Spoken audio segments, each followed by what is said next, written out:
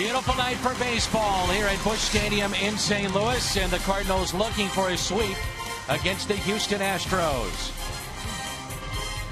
This view shows us 40,000 plus. They have gathered in attendance tonight. Another sold-out crowd expected. The viewpoint of Shelby Miller as he looks for win number 10 tonight. And the Cardinals love the view from atop the NL Central Division. Welcome to the broadcast booth. That's Al Rabowski, the Mad Hungarian. I'm Dan McLaughlin. The Cardinals a chance with a win tonight to have a perfect homestand, albeit a small homestand with just the 3 games with the Marlins, 2 against Houston, but yet a chance to go 5-0. And very important to go 21 games over 500. Right now they're 10 games over at home, 10 games over on the road. Let's just keep this winning streak going. And when we come back, it's a pair of very young right-handers squaring off in this ball game tonight. Shelby Miller, Jordan Lyles. Baseball comes your way next. Wins before the break. Last time to have that happen was in 2005. It was Chris Carpenter, Matt Morris, and Mark Mulder. A win tonight by Shelby Miller, and this group will join that group on your screen. And Shelby, his first career start against his hometown, Houston, the way he's pitching right now, look for that 10th victory under his belt. Shelby Miller and the Cardinals taking on the Astros tonight. And the highest TV ratings can be found right here in the Gateway City. A reminder, the All-Star Game on Fox, July 16th. That's at 6:30 Central Time. Again, July 16th. And the Cardinals will be well represented for the All-Star Game. Adam Wainwright, a win last night. He now has 12. He'll make his final start of the first half Sunday night, and he could have 13 before the All-Star break. Carlos Beltran. What might those emotions be like for him? Heading back to Gotham and Citi Field. Carlos Beltran, remarkable season at 309, 19 home runs, 52 RBIs, still getting it done in the outfield for St. Louis. Yadier Molina, you can make a case that he is the best all-around player in baseball. Noted for years because of his glove as being one of the best. It's now his bat that commands attention. He is leading the league in hitting. Yadier Molina batting .344 and probably on his way to another Gold Glove. First-time All-Star Matt Carpenter. When the Cardinals offense took off, it was when he was inserted into the top spot in the lineup for St. Louis. 35 multi-hit games. That's tops in the National League. Also tops in doubles. He has 27 this season. And a guy that has been Mr. Consistency when the game is on the line or runners in scoring position. It's number 21 of the Cardinals, Allen Gray. .488 average with runners in scoring position. He is second right now in the National League to Paul Goldschmidt for RBIs. He has 71. What a year it's been for the Cardinal outfielder / first baseman. It leads us to our AT&T Twitter poll. You, the fans, can decide which one of these 5 will go into the All-Star Game. It's part of the fan vote, which will close tomorrow night. However, with our AT&T Twitter poll, we're curious as to which one you think is going to win it. Ian Desmond, Freddie Freeman, Adrian Gonzalez, Hunter Pence, or Yasiel Puig of the Dodgers. And we'll have those results coming up later in our telecast. Seems to be a 3-team race in the NL Central. We'll take a look at that when we come back. Baseball is coming up. St. Louis, Pittsburgh, and Cincinnati.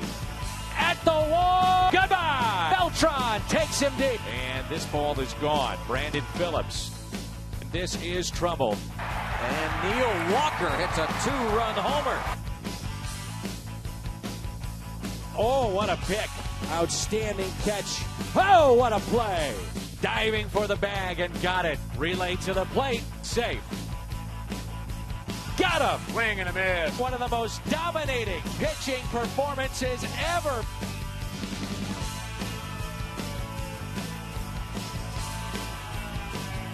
And all kinds of smiles for Cincinnati. And that is gone. The Pirates' 4th home run of the day. Cincinnati holds on for the victory. The Pirates take 2 of 3. Cardinals have a sweep. Well, the Cardinals trying to make it 5 in a row here tonight. These are the updated standings. Pittsburgh a game and a half back of St. Louis. Cincinnati wins today over Milwaukee. Mike Leake, his 8th win of the season, 4 hits, 4 runs in 8 1/3. It looks like a 3-team race in the Central. The second half should be a lot of fun. First pitch comes your way next. Bud Light music first. It's the sound of history being made. Here we go. See your Mid-America Chevy dealer or log on to stlchevy.com. Dobbs Tire and Auto Centers, #1 for quality tires and expert auto service. Save big money at Menards on all your home improvement needs. And by Steak and Shake. Steak and Shake, just no equal. Just moments ago, the Cardinals All-Stars receiving their jerseys. And after Sunday night, that group heads to New York City. All-Star game will be Tuesday night on Fox. Let's turn to tonight's keys to the game, a presentation of Toyota. Well, this 22-year-old right-hander, we're talking about Lyles. He's got a sinking fastball, 5th best ground ball pitcher in the American League. So you want to get him up in the zone. You also got to be careful not pounding his curveball in the zone. They say that he's either going to have the curveball or the slider working tonight. He just never knows which one. And it's the Kia starter for St. Louis, coming off a win against the Angels last time out. And that is Shelby Miller, still one of the top ERAs in baseball, and trying to pick up win number 10 this evening. Got a couple 22-year-olds going out there, but Shelby had a brief time at the big league level last year, looking for his 10th win. He'd be the 3rd Cardinal starter with 10 wins before the All-Star break. Jake Elmore leading things off and takes a ball up and in. Pitch at 95 miles an hour. Elmore this season hitting .205.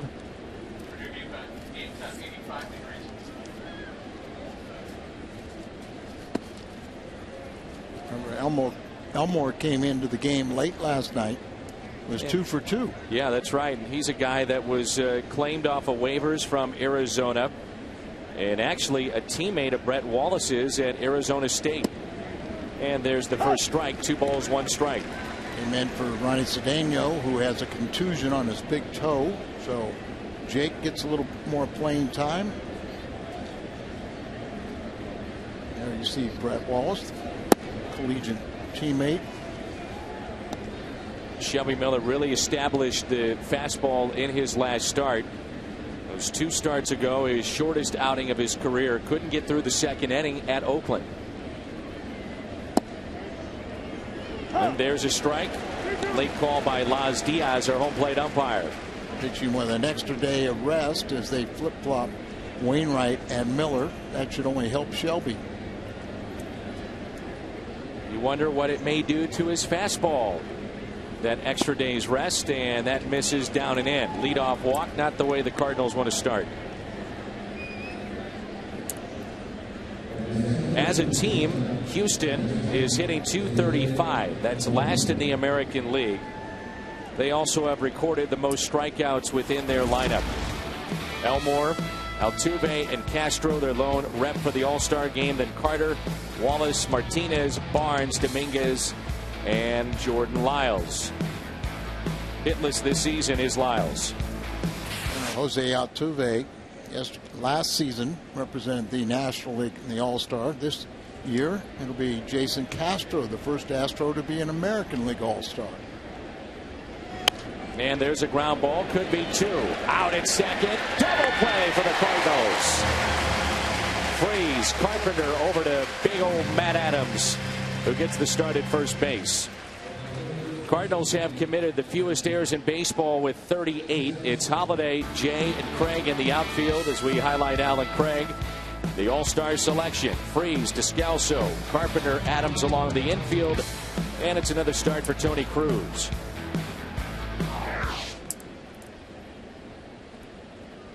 The 5-4-3 double play, and it brings in Castro, who was hitless last night, 0 for 3.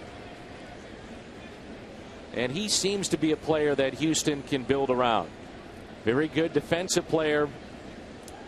10th overall selection out of Stanford back in 2008. There's that fastball at 95 from Shelby Miller.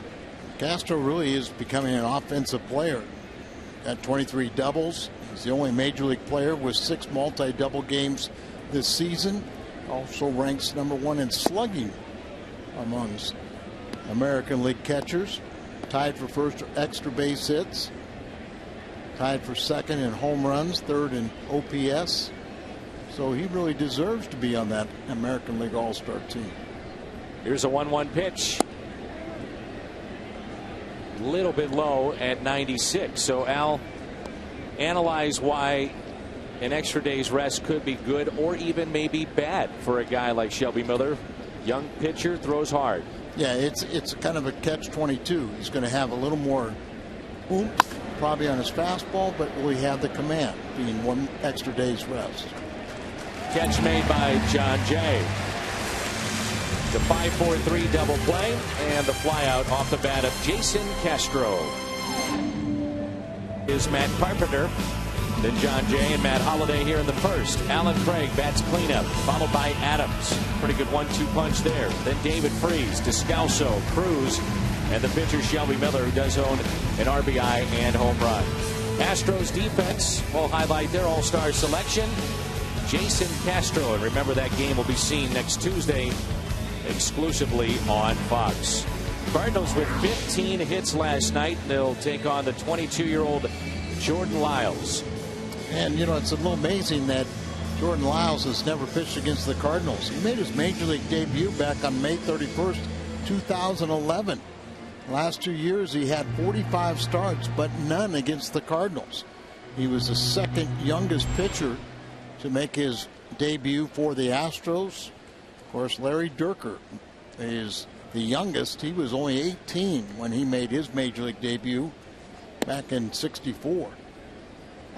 Matt Carpenter takes a strike.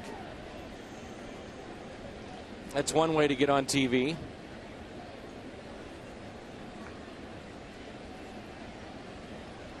And the 0-1 pitch to Carpenter.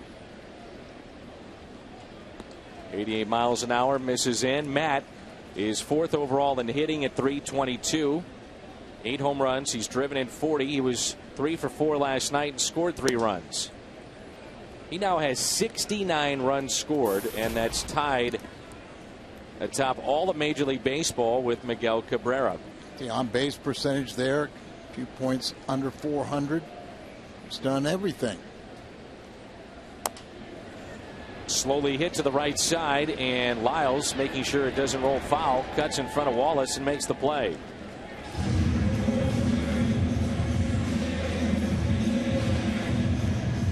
Lyles had a good stretch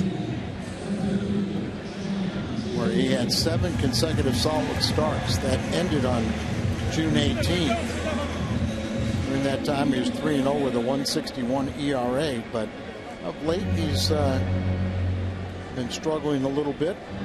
So hopefully the Cardinals will catch him on an off night. Doesn't strike out many. As a matter of fact, just 7 Ks over his last 3 starts. And here is John Jay. And what do we know about the repertoire of Jordan Lyles? Is Jay is ahead in the count, 1 ball and no strikes. Has the 4 basic pitches. You know, the fastball, curveball, slider, changeup.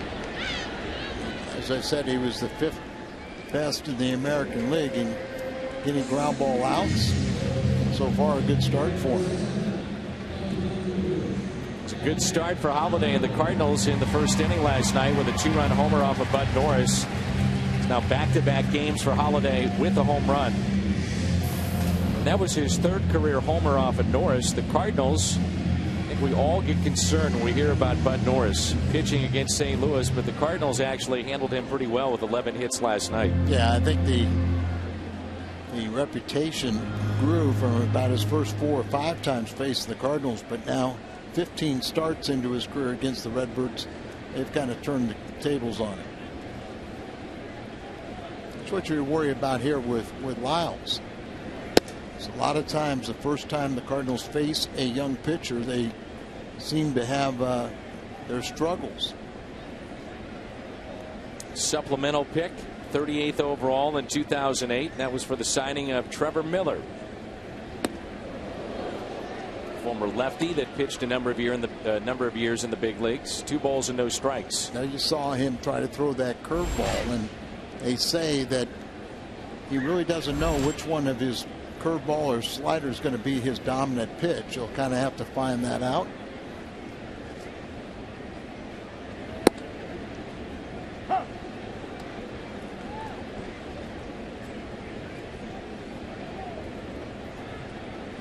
Some people say that his fastball is very straight, but then it doesn't really, it sounds like a sinker with all the ground balls. But the one thing they say is he can get in a little command problems, and many times he's pitching behind in the count.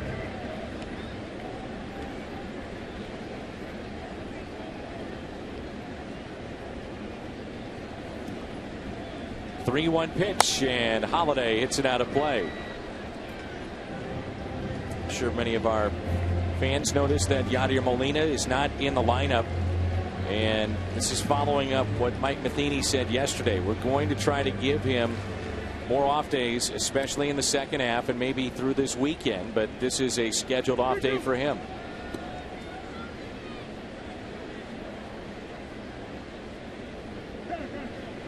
Trying to catch a little bit of rest anytime they can with Yadi. Well, and I think it's going to be the same with Beltran. Trying to keep him fresh all season long. Yeah, like Matt Holliday, who likes to play every day. It looked like Castro got a piece of dirt flew up into his eye. Young catcher. 7 innings last night for Yadier Molina. Cardinals built up a sizable lead at 9-1 and eventually turned into a save situation for Edward Mujica.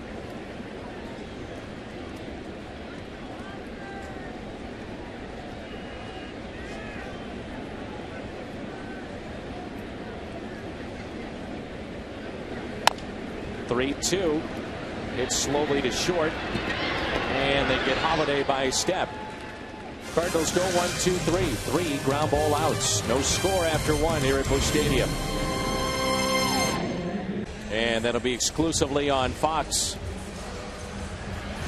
5 Cardinals in the All-Star game, and right from the start, most All-Star starts since 1970. We say that because that's when fan voting was brought back in. So Yadi, the 3 starts to go along with McGuire and Rowland. Pujols had 5, and the Wizard with 12. It's interesting to think about the voting that's been done over the years for the All-Star game. This is well hit into right field, and that ball is off the top of the wall. Played perfectly by Beltran. They're calling it a home run. And they're going to say it's a home run. So Carter will circle the bases. Just a rocket shot opposite way. Beltran, or rather Craig, very casual in right field, trying to play that off the top of the wall. And it hit the sign right behind that wall. So it's a home run for Chris Carter, and that's his 18th of the year. And he's got some pop. 10th home run that Miller allows, and you can see clearly it was above the State Farm sign. That's a separation.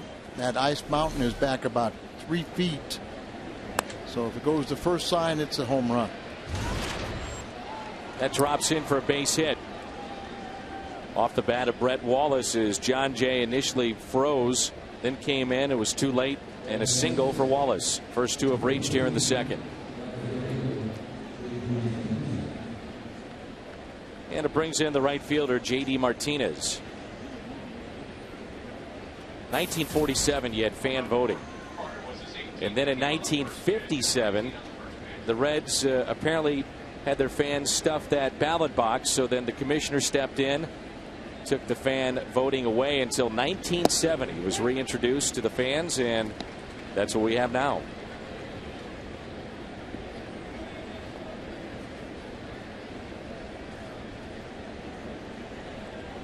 Shelby Miller very good here at home. ERA is under 2 and trying to pick up his 6th win here at Busch Stadium.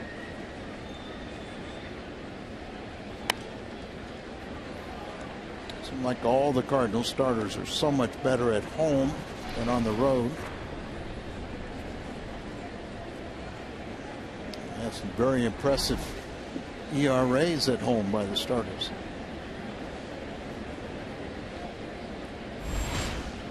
Final start of the first half for Shelby. We head to Chicago. 4 games beginning tomorrow.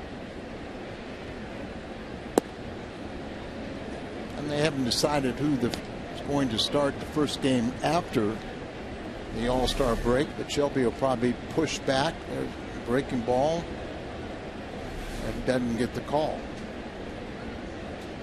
Chevy Fox tracks, and it's 1 ball and 2 strikes. Martinez, who was 1 for 5 with an RBI last night. Cardinals have already turned a double play. 2-2.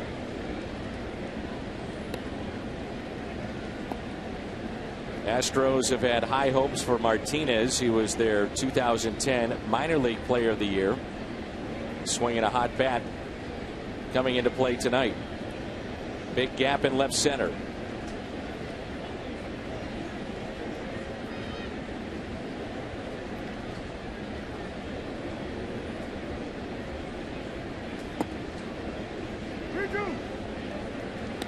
And from 0-2 to 3-2.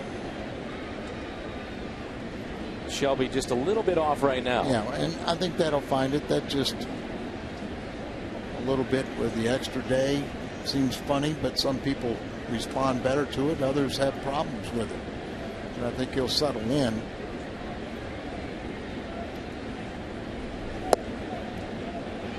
That misses, and the second walk issued by Miller as he looks back into the home plate umpire. He's not missed by much.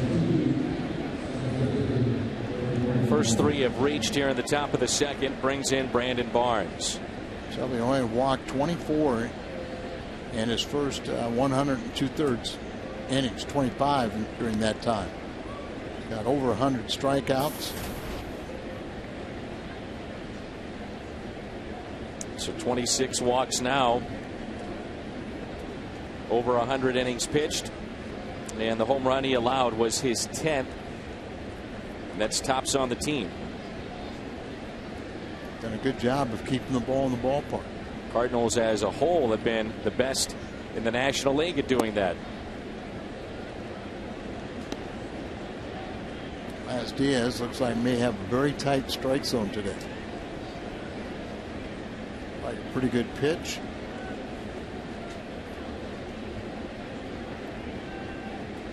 So they got 1 double play in the first. Be a perfect time to get a second.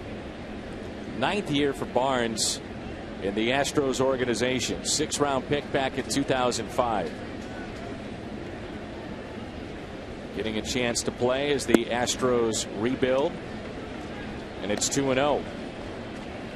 Derek Lilliquist and Tony Cruz now call time. They want to talk things over and try to settle down Shelby Miller, who admitted mechanically 3 starts ago he was out of whack, and I wonder if Lilliquist is sensing something there. Also, in addition to seeing a tight strike zone, just trying to calm down his 22-year-old starter tonight.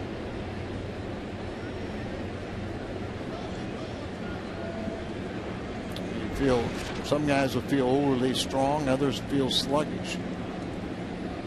Another factor is Yachty not behind the plate, and that comfort level that you have with Molina. Sure.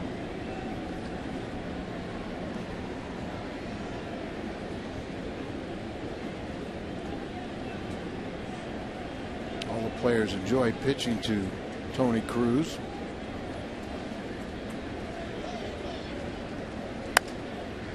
Little jam shot to the right side. Adams has to get back to the bag. Runners advance to 2nd and 3rd, and there's 1 away.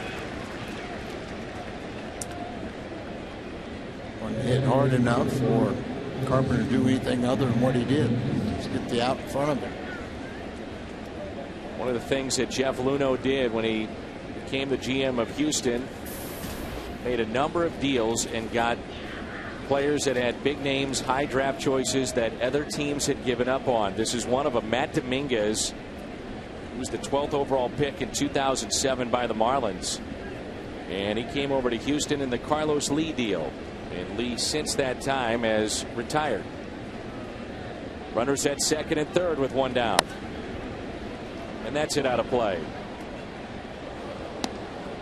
Really minimize the damage here. 8th place hitter Jordan Lyles, the pitcher, on deck.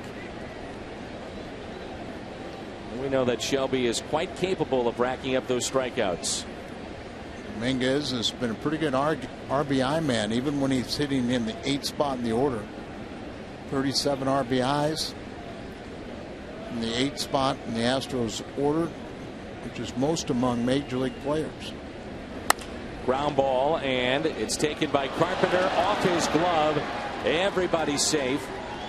And a 2-run lead for Houston here in the top of the second. Carpenter in a little fielding slump right now, but maybe just the fact that tired and concentration a little bit.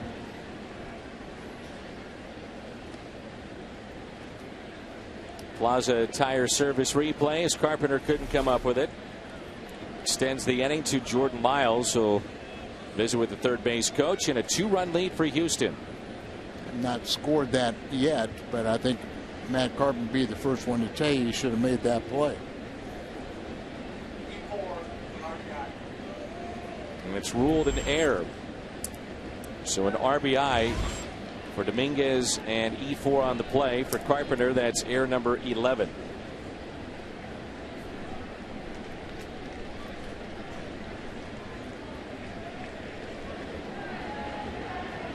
Long look by Miller. Lyles squares. Gets the bunt down, and a play at the plate. Adams to Cruz, and they got him. That play seemed to take forever to develop. Obviously a poor decision by Martinez. Runs himself right into an out.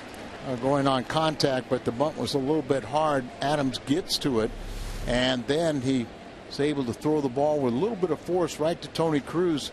He gets it enough time to where he can apply that tag as he tries to go around him, and he never gets to the plate. Tags it with his hand, but after obviously Tony tagged him out. Very good camera work right there. Plaza Tire and our crew. Top of the lineup, and Jake Elmore.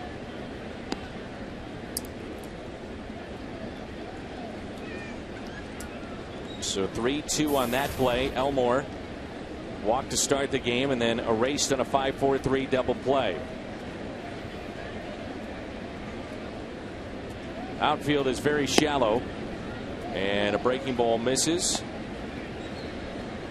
2 balls and no strikes. Shelby, 22 years of age, 6'3", 215 pounds. First start ever against Houston. He did have a relief appearance last September against the Astros.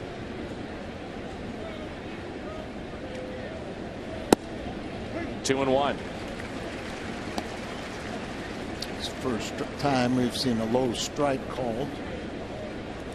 You wonder how aggressive Houston will try to be early in counts with Shelby Miller. If he gets you at 0-2, he's got 27 strikeouts, 0.74 average against him. On 1 and 2, it's a 157 average. So if he gets 2 strikes on you, more times than not, he is putting you away.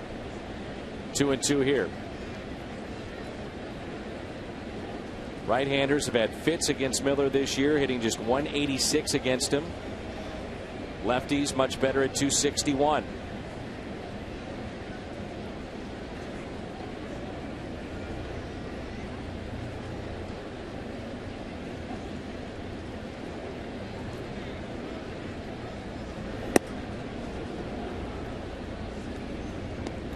Not only is Shelby fighting with the home plate umpire in the strike zone, he's also fighting himself, it looks like, at times too. Yeah, there he tried to overthrow a pitch, and when you do that, you lose command and location, but it really straightens out. You don't throw it nearly as hard as when you just relax and let it just jump out of your hand. Only Harvey and Burnett per 9 innings better in that strikeout total, and it's another walk. So 3 walks in this ball game issued by Shelby Miller, 2 in this inning alone.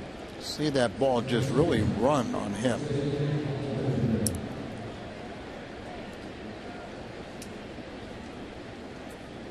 Brings in Altuve with the bases loaded. He is listed at 5'5", 170 pounds.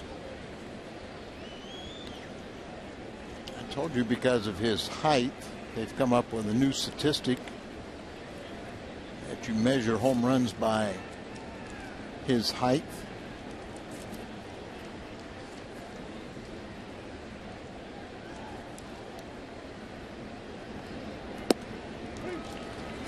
Well, I know how you love to dive into sabermetrics, so yeah, I'm sure you know this too. This is what it is, OSLA. Official standard listed Altuve. A home run measured 400 feet would be 73.8 Altuves. How about that? Take that, sabermetrics. I'll stick with sabermetrics. There's a strike on the outside corner. Nothing at 2.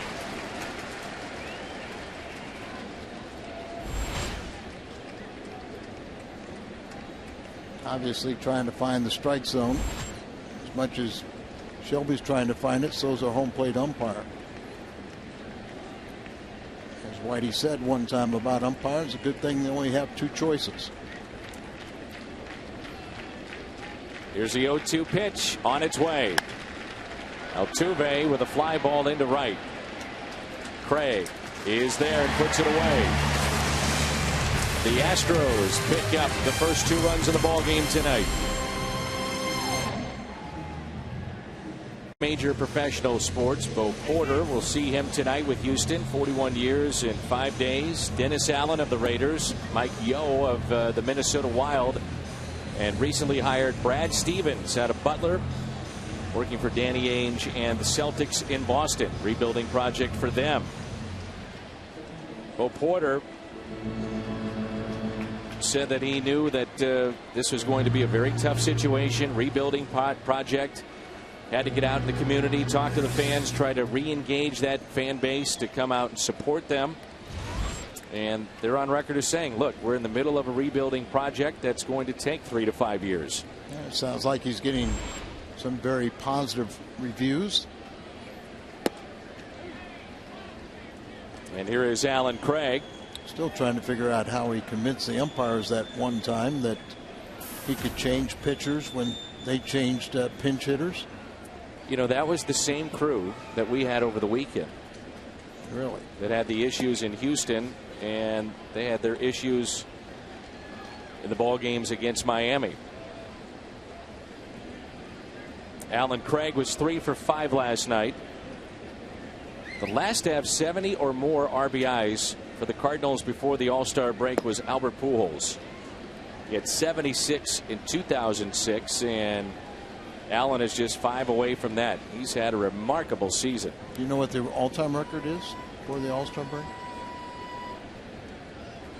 I'm waiting. When you start getting in the 70s, you know, that's pretty significant. That's tapped foul.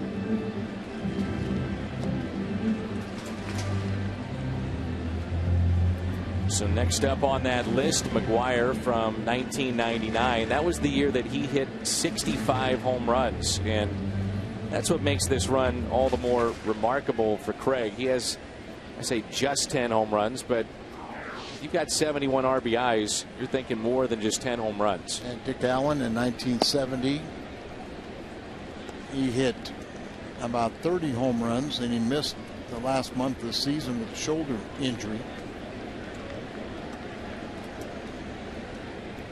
Jablonski.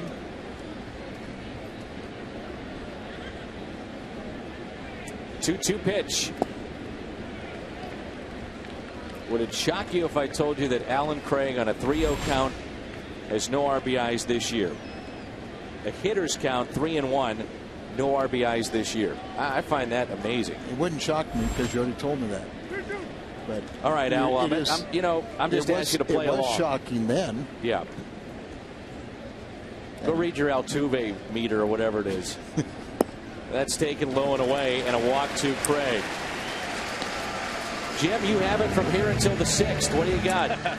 Chris Carpenter threw a simulated game today. Went well enough that a short time later, Mike Matheny announced that Carpenter would start a rehab assignment on Monday at AA Springfield. Carpenter threw 3 innings to several teammates, including Shane Robinson, who had faced Carpenter in 2 other simulated games. And Robinson says Carpenter's fastball was 5 to 6 miles per hour faster. Says the cutter was virtually unhittable. He was very impressed.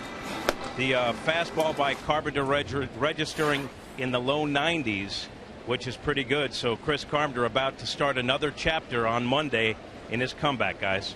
Jim, hold on just a second as Adams looks at a ball scoot away, and Craig will move up. At this point, have the Cardinals identified the role of Chris Carpenter if it comes to fruition that he makes it back to the big leagues?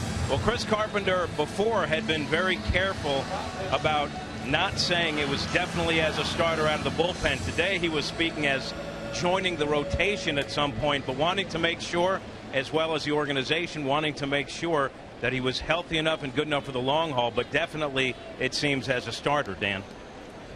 Interesting. Well, the first thing you got to do is you're going to train as a starter. But I would have to think with all the young power arms. Adams base hit. Cardinals get on the board.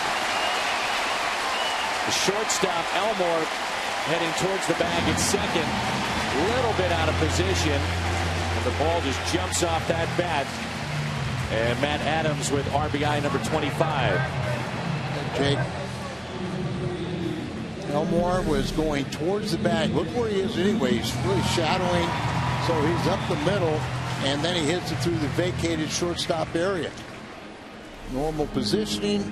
And we've seen that with these Astros will do a lot of shifting with a left-handed batter up there, especially a power guy like Matt Adams. So he spoils the chart. But then I think right now when you're worrying about some of the innings piling up for some of the starters with all the power arms that you have down there, it makes most sense for Chris Carpenter to think that he would come back and join the rotation. But he's right now at the beginning stages of spring training. Fly ball near the line in right, foul territory, and the catch is made by J.D. Martinez. I would say he's got to be past that point, don't you? But I mean, you know, he's going to take probably 30 days in the minor leagues. He's going to make at least 4 starts. I'll put it this way, he should. Last year he knew that it didn't work for him not making any minor league starts. So he's even admitted that I know I have to do that. Here is Daniel Descalso. Hitting .293 when he starts, and he gets another start at shortstop tonight. Takes a pitch in the dirt.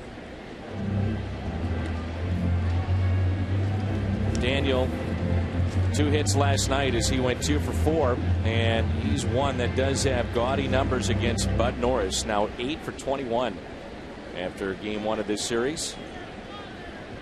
Daniel hit .368 in May, .333 in June. You mentioned .293 when he starts. He's already got 6 3-hit games.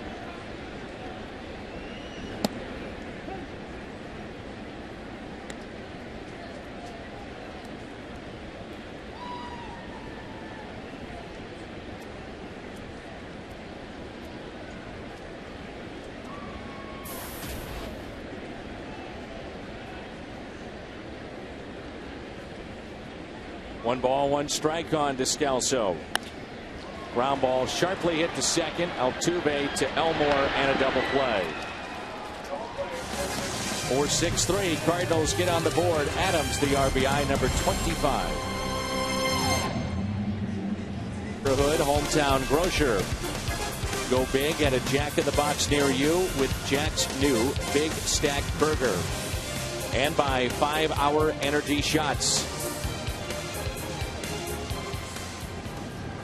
We have had just some amazing crowds. It's a sold-out crowd, we understand, tonight. The Cardinals, and this is up to date after last night, are second best in average attendance Right now, the average attendance, 41,868. They trail only the LA Dodgers. Think about that. That's 5 incredible. consecutive sellouts against Miami and Houston.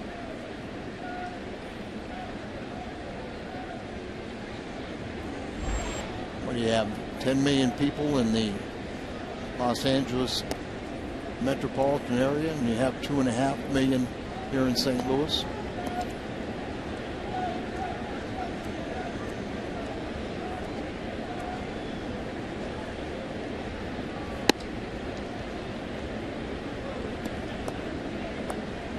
What's remarkable of St. Louis attendance is how many people live 50 miles and beyond. Not only season ticket holders, but just frequent visitors here. They come in, they'll see a game, go home, go to work, turn around and make that drive the next night to come back to see Cardinal baseball. And the weekends, it's a bonanza for all the downtown hotels and restaurants. 3-1 the count on Jason Castro. Castro here. Dave Carter, who is homered, and Brett Wallace, who singled and scored last inning. It's roughly 65 to 70% on the weekends come from out of market. And the next weekend we'll have is against San Diego, and that's the Hall of Fame weekend here at the ballpark. Great giveaways. Promotions, no reason not to think they won't be sellouts again. So get your tickets early. Chased a ball and a strikeout. First of the night for Shelby Miller. Pitching behind the count, and still really not locating well. That was supposed to be inside, but he gets him to chase the ball up and away outside the strike zone. To make a case, statistically, Shelby Miller is off to the 6th best start in franchise history through your first 18 major league starts. His ERA, very good, as we've noted. The best in 18 starts happened in the 1940s. That was 2.10. Al Brazel. And of course, we want to keep an eye on Shelby. We figured out just over 150 innings, most he's ever thrown, and that was a year ago.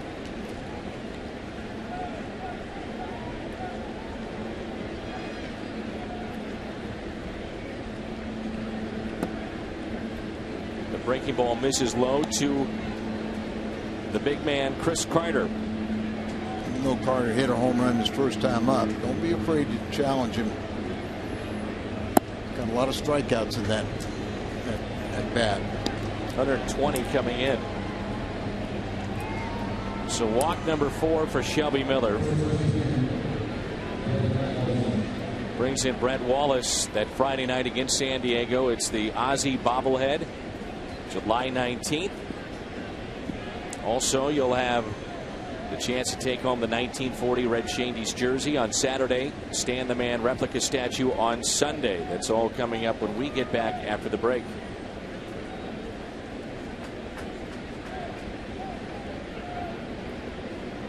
Brett Wallace with a single to center.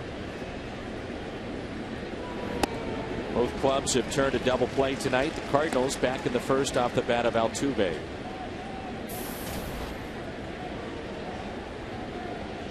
Brett just got off to that horrible start, and just almost every at bat was a strikeout. Went down the minor leagues, hit very well, and this time coming back, he's hit much better. Struck out 17 of his first 24 at bats, but when he went down, he did hit, and they're in a position now with Houston. Not to say it's on the same level, but asking the same question. What else can he do to prove himself in the minor leagues to become an everyday major league player? 59 games at AAA, hit .326, 11 home runs, drove in 37. And he hit over 300 against both lefties and righties. Here's a 1-1 pitch. Wallace was 1 for 5 with a double last night.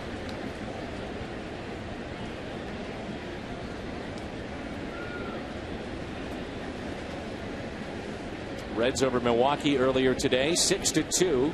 So as we speak, Cincinnati 4.5 games out. Mike Leake 8 1/3 in that game. Yeah, Pittsburgh and the Oakland A's are in a rain delay. Shocking. It's Pittsburgh. 1-2 pitch.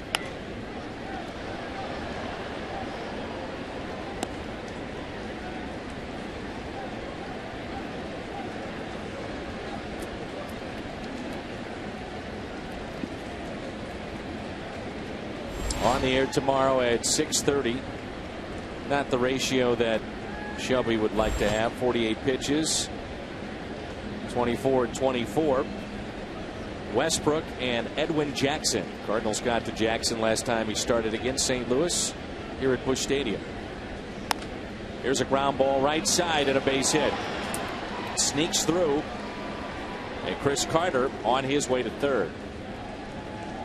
Wallace is 2 for 2, and it brings in J.D. Martinez.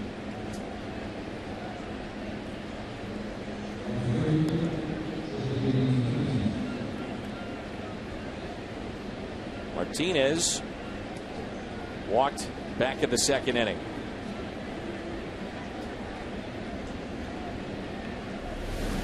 Carter's a big guy, but he knows this ball goes through. He's going to be able to go to third.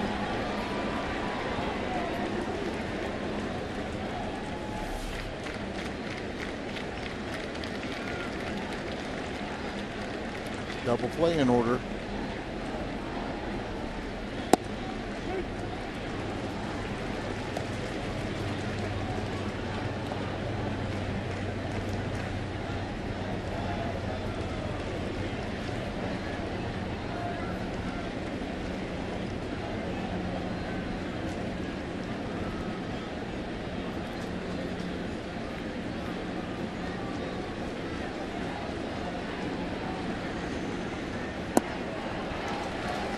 Nothing in 2.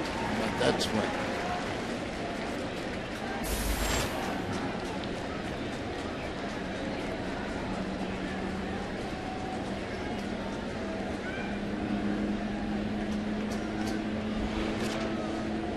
Shelby Miller looking for strikeout number 2. Again on an 0-2 count 53 times this year.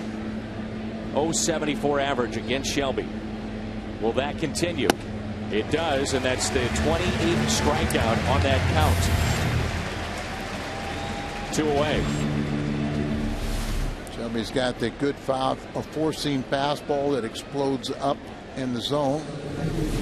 It's still important to have him throw the two-seamer and also to throw his breaking ball down, change that eye angle, and then you throw that four-seamer, they chase it. Here's Brandon Barnes, grounded out to second. 0 for 1 tonight. Outfield is shallow, big gap in left center. Strike 1.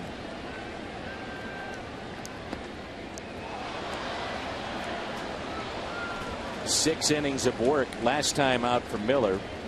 Prior to that, inning and 2/3, and now you mix in the extra day's rest. Certainly should be ready to roll here tonight. Gave up 5 hits in those 6 innings, a 12-2 win against the Angels. There's a 2-run homer to account for the scoring against him.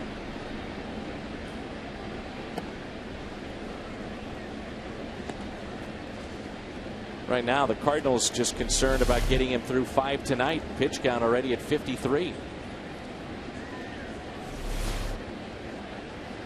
Handle the breaking ball.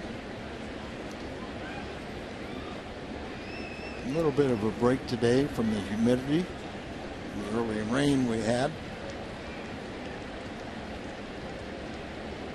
Here's a 1-1 pitch to Barnes.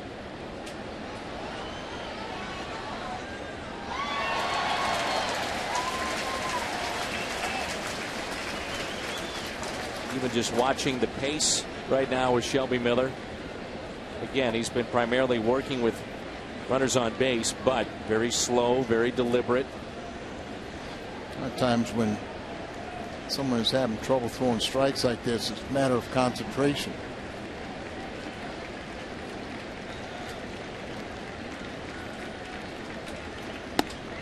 And he couldn't hold up his swing, and a strikeout. 3 in the inning, 3 in the game.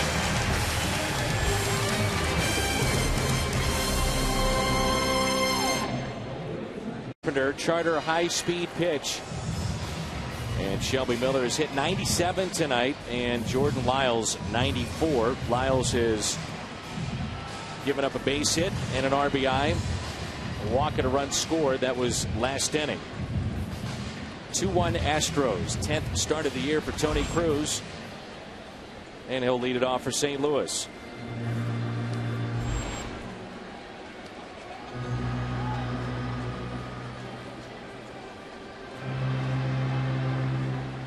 Shelby Miller pitching out of a jam with runners at the corners and only 1 out. Back-to-back Ks. Tony's started 3 of the last 4 games, so hopefully hit the ball, get his timing. Concern for Houston right now, missed opportunities. They have stranded 5 in this game. Cardinals as a team come in first in average, RBIs, and the all-important on-base percentage in the National League. And I also think that if Tony Cruz is, Shelby Miller, I think he'll get things ironed out from now. You know, he's kind of wore himself down, so now find that strike zone and be a little more efficient. Here's a ground ball slowly hit to the right side, and there's 1 away. 6 ground ball outs.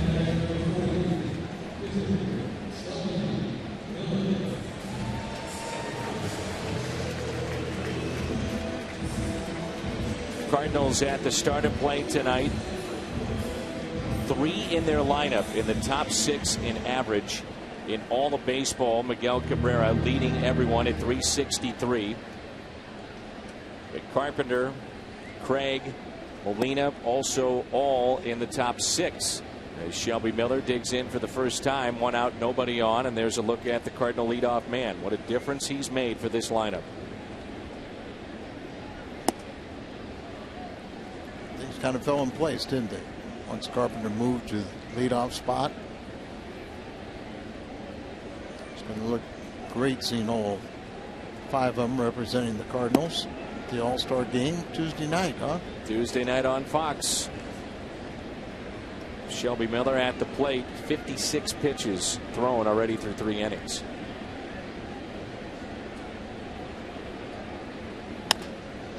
Ground ball hit to short. The Houston native is thrown out by Jake Elmore, and there's 2 away.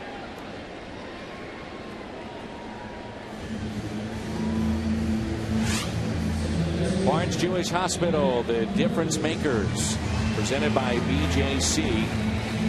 All 6 see pictured right there, headed to the All-Star game. Again, that'll be seen Tuesday night on Fox.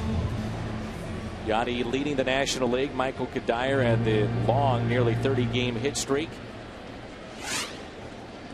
And here's Carpenter. 66th time for Matt Carpenter batting leadoff, and he's reached in 59 of the previous 65 in this spot. So he really truly has been a table setter. The thing about him as a leadoff hitter, you know, he works the counts, not afraid to hit down. Very good with 2 strikes on him. Looking at the stats today, doing some research, taking it as far as 150 at bats for anybody in a leadoff spot. Matt Carpenter leading all of baseball in average, 331 from this spot, also 4th in on-base percentage. Such an important stat when you think about that overall, but certainly with the leadoff man just trying to get on base, and a table setter for the big bats the Cardinals have for John Mabry in his lineup.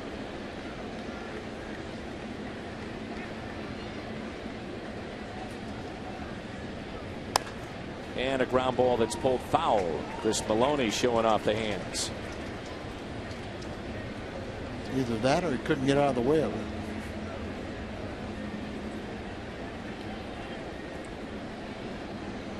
Two and 2 the count. Loney by way of Mississippi State.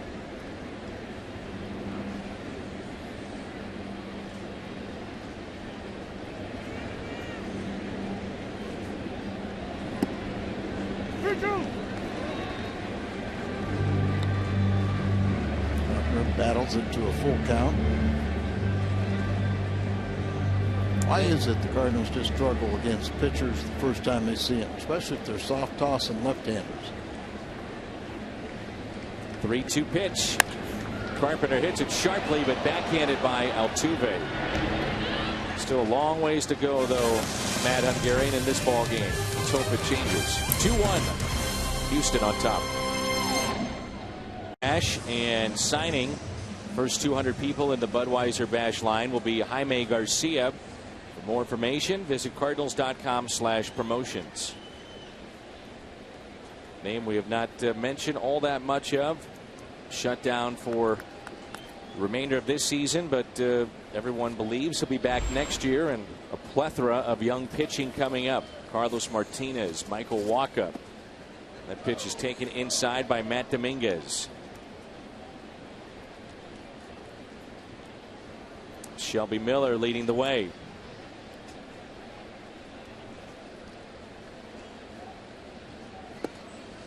And a strike to the 8th place hitter. Picked up an RBI as he grounded out what would have been sharply to second. Instead, it turned into an error by Carpenter. So E4 and an RBI on the play.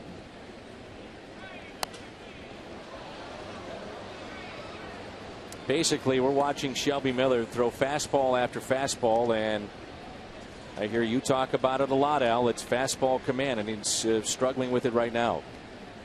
Yeah, a lot of times I've seen the ball just run in on a right-handed batter. I don't remember it doing that much movement. Oof. 2-2.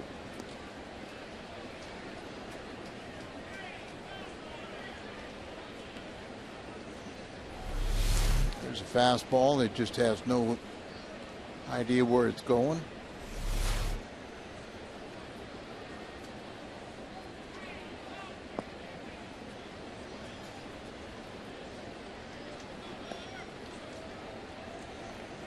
Frustrating night, clearly, watching Shelby Miller here. 3-2. Leadoff man here in the top of the 4th as Miller steps away. Dominguez, Jordan Lyles, the pitcher on deck, and then we'll see Jake Elmore. The 3-2, and he walked him. It's now 5 walks issued by Shelby Miller.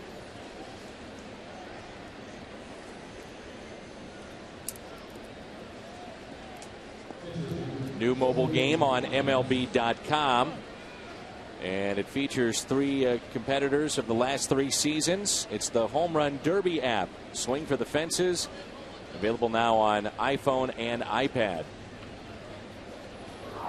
Speaking of home runs in the All-Star game, I talked to Red Changes a little while ago, and he said this is the 53rd anniversary of when he hit his home run in the 14th inning to win the All-Star game. I believe it was out in Anaheim.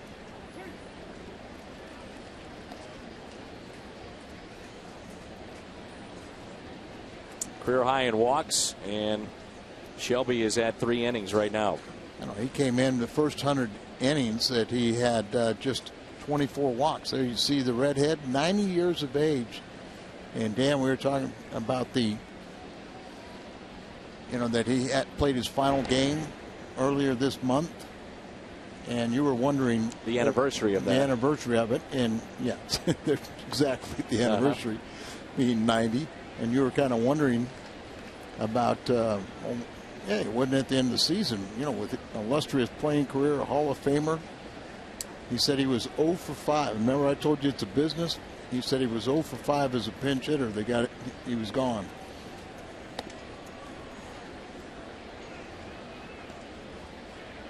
Talked with his daughter the other day, and Red, even if he's not feeling 100%, isn't going to tell everybody about that. He's very tight-lipped about it, but that's pretty much the reaction of everyone right now watching this. But his daughter was saying that feels great. and watch him in the motorcade on opening day. He just hops right off the trucks. That's the amazing thing to me. We see some current players kind of ease their way out of the truck, and then there's Red Shandy's at the age of 90 just hopping out of the truck. You know, they still say Red is one of the best shooters, as he loves in the wintertime. He'll go duck hunting every day, and still one of the best shooters around. And they said, don't, if you blink, he's gonna take his shot and yours. 1-2 the count here on Jordan Lyles. Strikeout for Miller, number 4. Could not get the bunt down.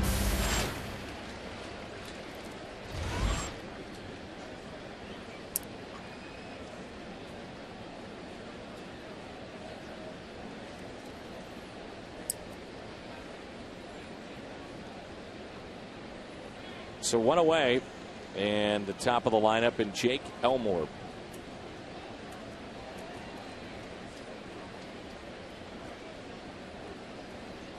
Pair of walks tonight.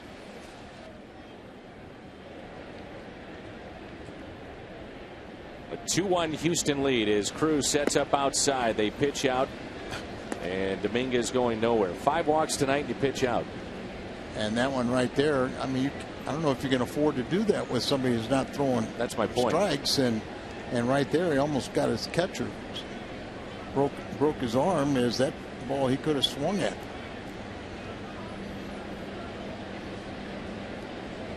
Here's a 1-0 pitch. Cardinals have turned a double play. That was back in the first.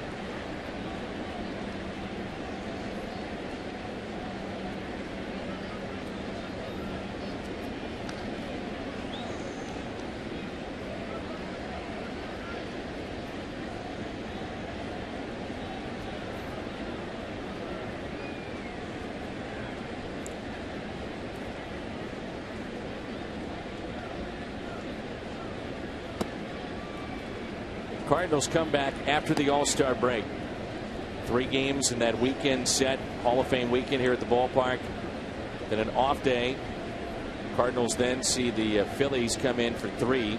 Ryan Howard will not be part of that series. Surgery, and he'll miss, looks like 2 months. Surgery on a tear in his left knee.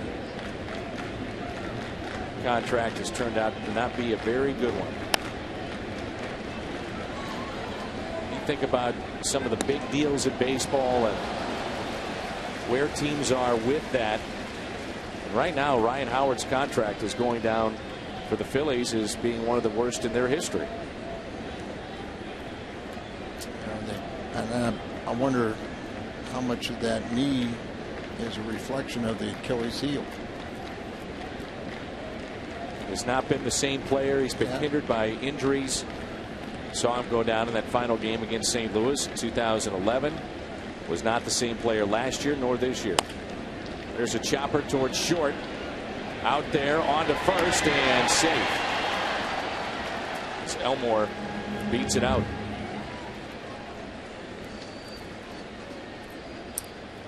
Cardinals have dominated Houston here recently at Busch Stadium. Last 14 meetings, they've gone 12-2. Look at the run differential. Cardinals hitting well above 300. Very good ERA. The ERA 6+ for Houston. On a smaller sample size, the Cardinals have won all 7 games against the Astros here at Busch Stadium since the start of 2012. Won't see the Stros for at least 3 years.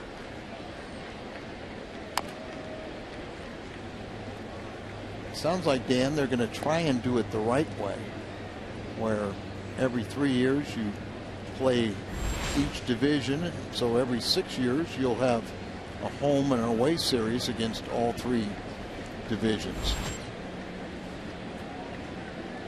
Mr. Crane, the owner of the Houston Astros with St. Louis ties, in town last night and received a big discount when he purchased the team if they would move to the American League. As Altuve pops it up into shallow right, and the catch is made by Alan Craig. Hyundai replay as we head to a timeout. Carpenter with the turn at second. What a missed double play. Home field advantage and an extraordinary Cardinals baseball experience. For reservations and info, number to call 314-421-1776 or visit HiltonSt.Louis.com. A 2-1 lead for Houston. Cardinals have Jay, Holiday, and Craig.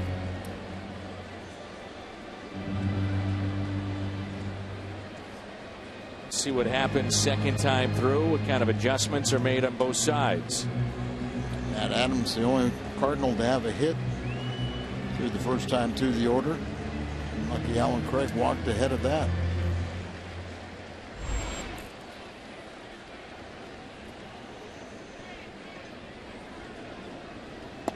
And the first pitch is taken for a strike, and we're underway in the home half of the fourth.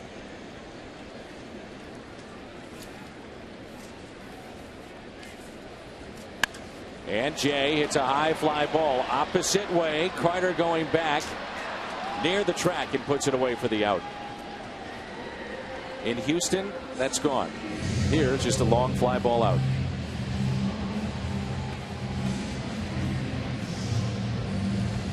What do we say about left-handed hitters there? Minute Maid.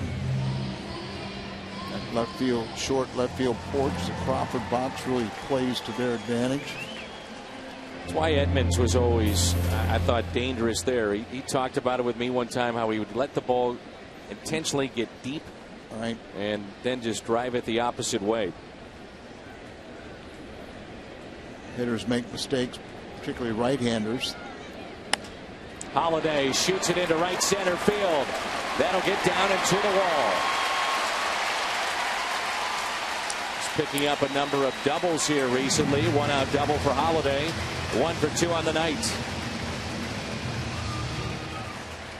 15th double, but he's starting to get that average going up, and would want to bet against another 300 season. And like Matt just has that ability. And no breaking ball, stays up. That's what you want to get the ball up so you can get it in the air and the line drive out towards right center. Hopefully the Cardinals can tie this up right here or take the lead with Alan Craig. It's automatic, isn't it? 488 with runners in scoring position. The numbers for Craig: 61 of the 71 RBIs that he has this year have come with runners in scoring position. Third in the league in hitting and second in RBIs in the National League. Liner, one hop to Elmore. Holiday stays put. And Craig hits a bullet to Elmore, who stayed with the play, and there's 2 down. Nice to see a young infielder square up to a ball. I don't know if he had time to move one way or the other, but played it well. Elmore's starting to see a lot more playing time and getting those starts with Ronnie Cedeno on the bench. Well, but it makes so much more sense to play a youngster over Ronnie Cedeno. Remember, Cedeno went to spring training with the Cardinals and was released. The Astros signed him late, and surprising that he got as much playing time as he did. But if you're looking to the future, look to the kids. Adams has the lone RBI tonight.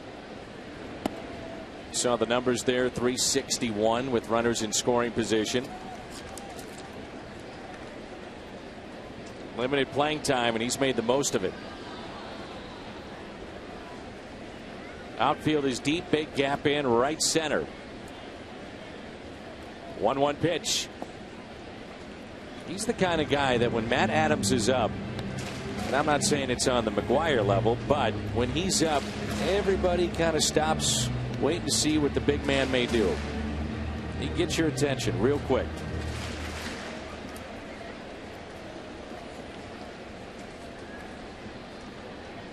His teammates rave about his batting practices and how the ball just jumps off his bat, how far he can hit it. The 2-1. Adams going the other way. Can he beat it out? Elmore, the throw from short, and save.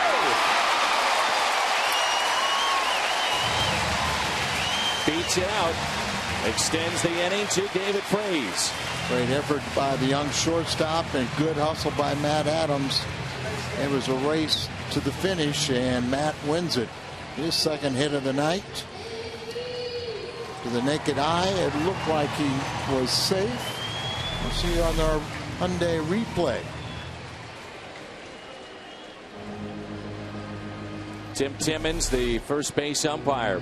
Pretty close there. I thought he was still safe, but couldn't really tell when that foot touched the bag and when that ball really got into the glove. So the call goes St. Louis's way. Here's Freese. Astros in 4 innings have stranded 6. The Cardinals now a chance to at least tie it up.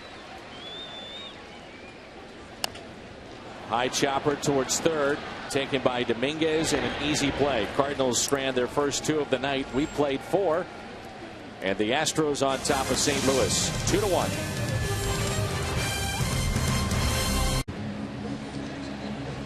Try the new Egg White Delight McMuffin. Only 250 calories and only at McDonald's. The Cardinals frustrated tonight. So is that man right there, David Freese. Good opportunity to at least tie the game up. Cardinals couldn't do that. Freese up with runners at first and third. And grounded out to third, so the Cardinals strand their first 2 runners of the night, and they trail by the score of 2-1. First ball hitting right there, and didn't necessarily say he got a pitch that he could drive, but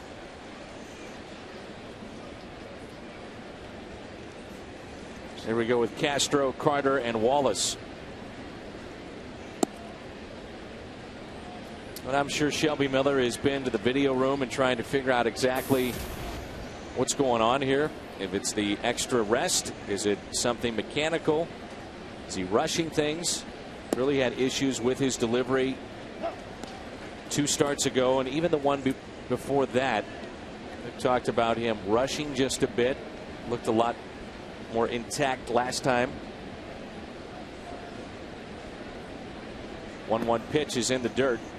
And I just have a hard time when today's pitchers talk about they lose command of their release point, or you hear have problems with repeatable delivery. You know, it just seemed like, you know, this is what you do for a living. You never, you know, you could get out of whack a little bit, but you always knew how to get yourself back. You didn't need a pitching coach to tell you. You didn't need someone to tell you. You just had to feel, for just muscle memory, how to get back into your groove. And yet today, we always talk about the struggles young pitchers have with fastball command or repeatable delivery. It's just concentration. But you got to know your own mechanics, your checkpoints, so you can get yourself back. And again, he goes 2-3-2. And when he's missing, it's not just by inches. He's missing by plenty. And look at Lilliquist again. Just what's going on? 3-2 pitch. Driven out to deep left center field. Jay on the move, and out of reach. Ground rule double. So Castro is aboard for the first time tonight. Leadoff double to start the 5th. Shelby, by the way, is due up third for the Cardinals.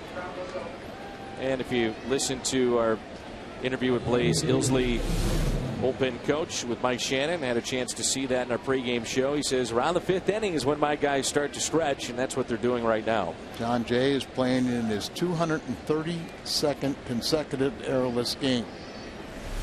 Longest streak in the majors, and also a Cardinal franchise record for outfielders. Well, Chris Carter back in the 2nd inning. First pitch he saw, homer to right. He has that raw power. He's also walked. That was his 10th walk in the last 13 games, and that's why the Astros have kept him in the lineup, getting on base more than just with the home run. And he's got power. 18 home runs now And he's driven in 47. Leads the club in home runs, RBIs, runs scored, tied for first in games played. 11 of his home runs have been on the road. He's hitting .295 on the road.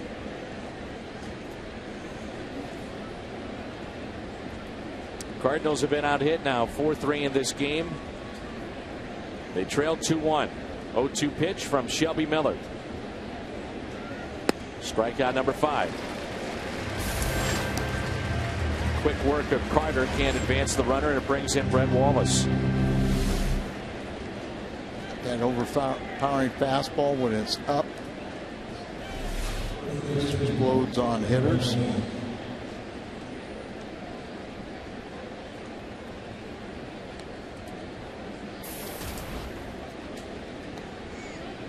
Wallace is 2 for 2, a pair of singles, getting .286 with runners in scoring position. These young Astros are going up there looking and knowing they're going to get a fastball to hit,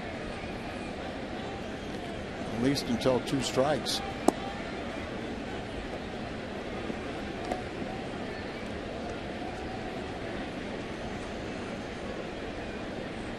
Looking at that Cardinal schedule, come back home in August, early August the 5th, and St. Louis is home a ton in the final 2 months. Cardinals have one long road trip coming up that includes a 5-game series with Pittsburgh. Doubleheader and a makeup date. 1-0 pitch. Because of all the games the Cardinals have between Cincinnati and Pittsburgh, I just don't think that anybody's going to pull away to the point where the game won't be decided head-to-head matchups.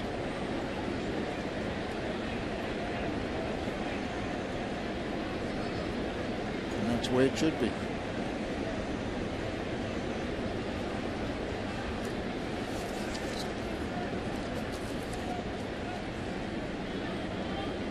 Here's a 1-1.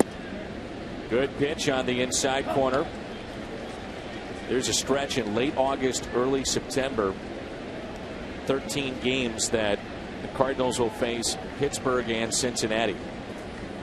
That might be your division right there, and those are consecutive games against those 2 teams. It's going to be going up and down every night. But Cardinals are 10 games over 500 in the Central. Pittsburgh is 10 games over 500 in the Central. Cincinnati just 4. Most of the head-to-head competition is yet to be played.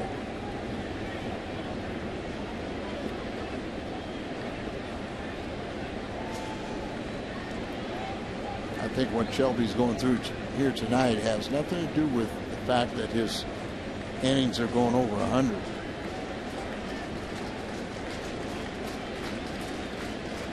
Here's a 1-2 pitch with 1 out and a runner at second base.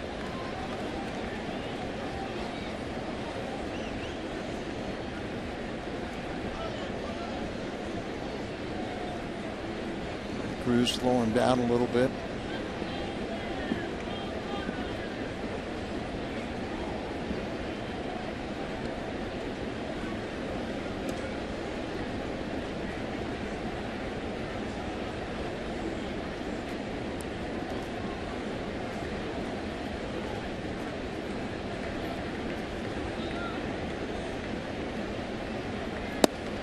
On the inside corner and doesn't get the call. Been a combination of a tight strike zone, lack of command, and it's all added up to a long night for Shelby Miller as he approaches 90 pitches here in the top of the 5th. And a lot of these hitters have been patient enough to where they're going to get into good counts. They can kind of eliminate some of the breaking balls and look for fastballs.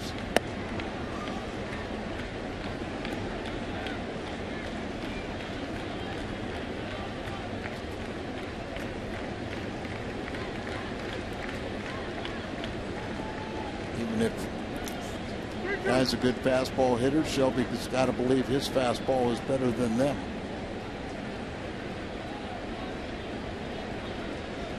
Here's a 3-2 pitch. Broken bat. And Adams to Miller for the out. Nice play there by Matt Adams. I know they've been working with Jose Oquendo on how far to range to his right. And there it looked like he made the right decision. And Shelby did the right job of coming over to cover.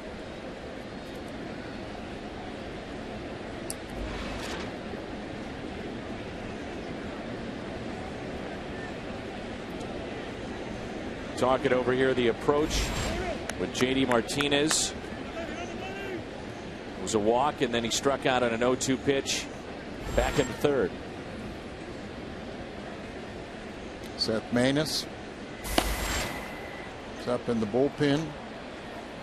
I think part of that is going over, even though you've got all these walks, you still got to think about the hitter. You got first base open. I think they have a lot of respect for Martinez.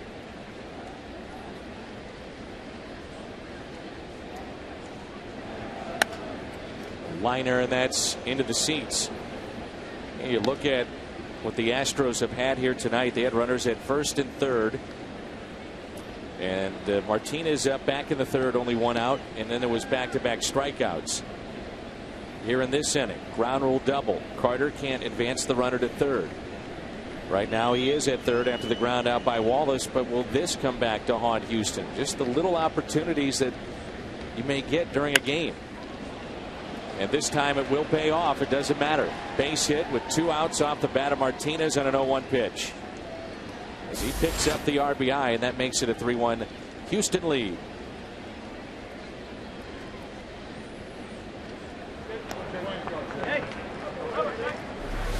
Tried to go up and in. Doesn't get there. Ball running. Leaves it up over the middle of the plate. And he got solid wood on it. Just the 5th hit.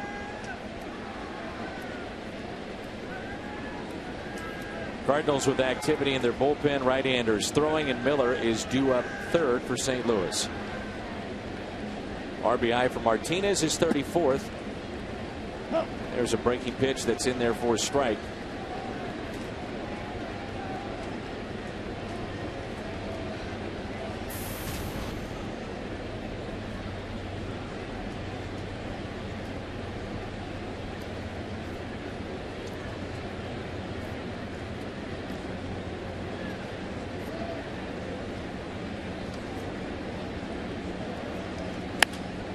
And it's popped up.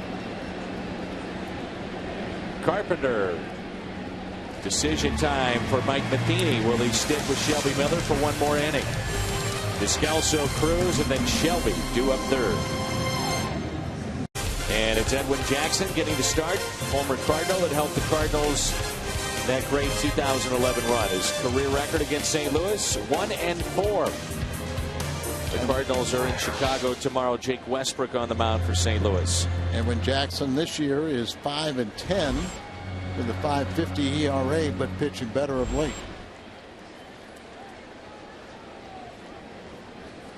Seth Maness has sat down, so it's Descalso, Cruz, and Miller due up.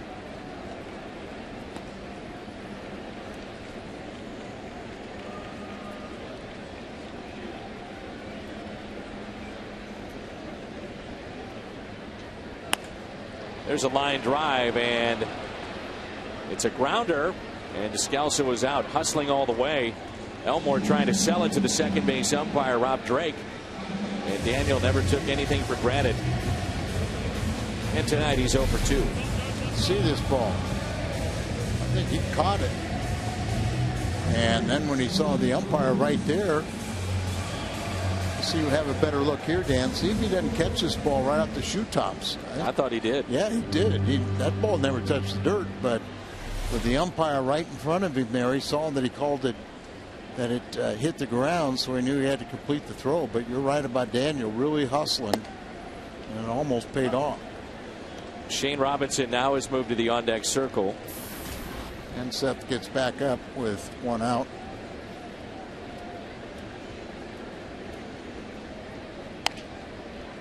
And that's a fair ball. Long throw from third, and Cruz beats it out. Great effort by Dominguez, and Tony Cruz is aboard with his first base hit of the night. Good thing with Tony Cruz hustling down there and just had enough to outbeat the throw. But Dominguez, they really like him defensively. He shows great range right there, and his athleticism as he throws on the run. He's 10-15 feet from fair territory, and ended up on that without a hustling base runner, he would have got him out. Fives were wild tonight for Shelby Miller. 5 innings, 5 hits, 5 strikeouts, 5 walks, and 3 earned runs. So that's it for Shelby, and here's Shane Robinson. Robinson will be the pinch hitter, and he had the walk-off hit over the weekend. 94 total pitches for Shelby, and just 56 were strikes. I'm sure Shelby disappointed with his outing, but now hopeful his teammates can get him off the hook. There's some guys down that bullpen that need some work, but that's not the way Shelby wanted to conserve innings.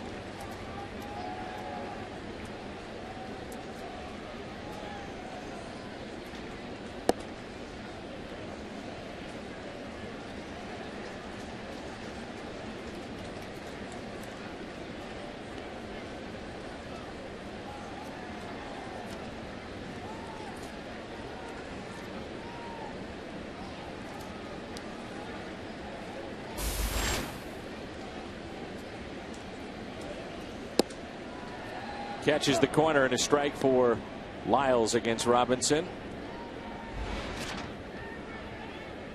Tyler Lewis never misses a game. He's watching tonight. Happy 19th birthday to Tyler Lewis. Also happy 80th birthday to Paul Simon. Son Jim never misses a game, and happy birthday to Paul, 80 years young. That's fouled back by Robinson, 2-2. Nancy Arnold is recovering after surgery and taking in the ball game tonight. Good luck to Nancy. Hopefully we'll see you at the ballpark soon.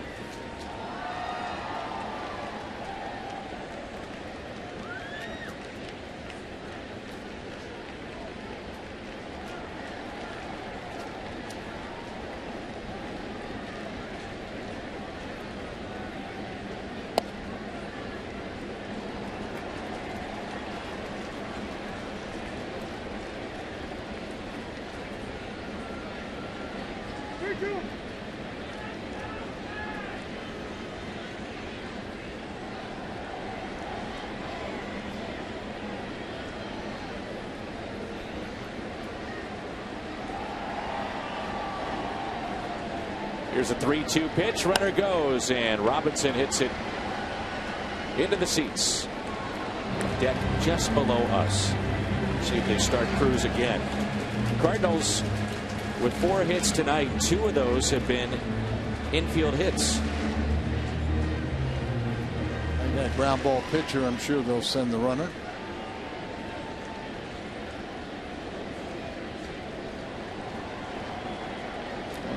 Really the Matt Holliday line drive out right center, the only one that really was hit beyond the infield grass.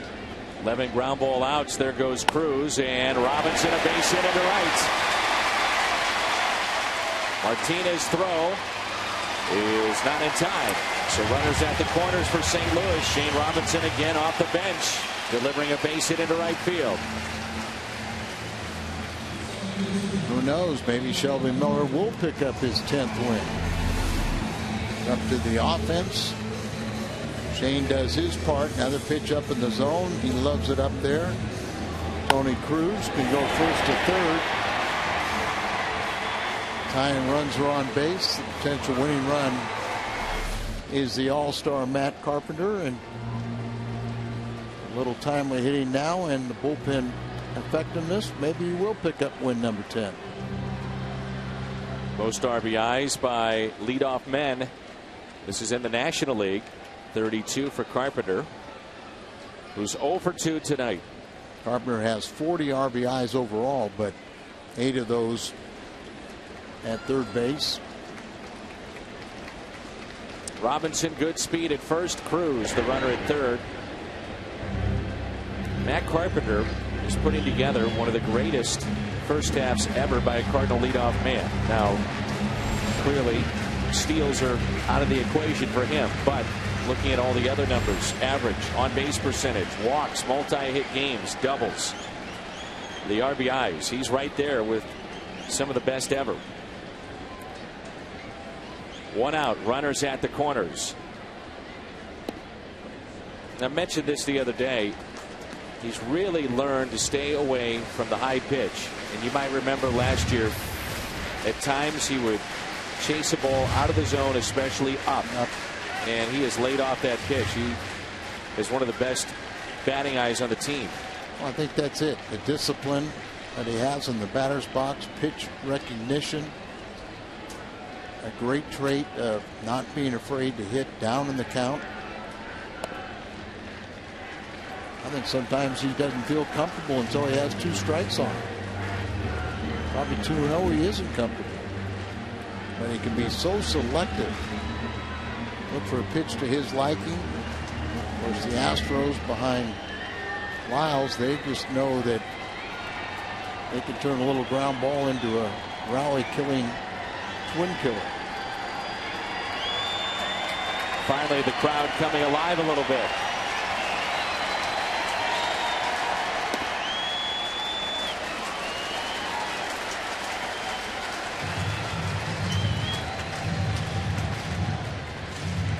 Three and 0.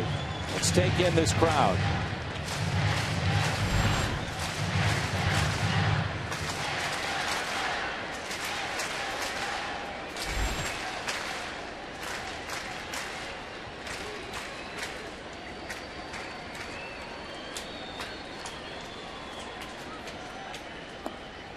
Walked him, bases loaded. Second walk issued by Jordan Lyles. Now the Cardinals have something going here. Bases loaded, and John Jay will be the hitter. He's flied out to deep left and also popped out to first. Kendo's going to come down and talk to John Jay.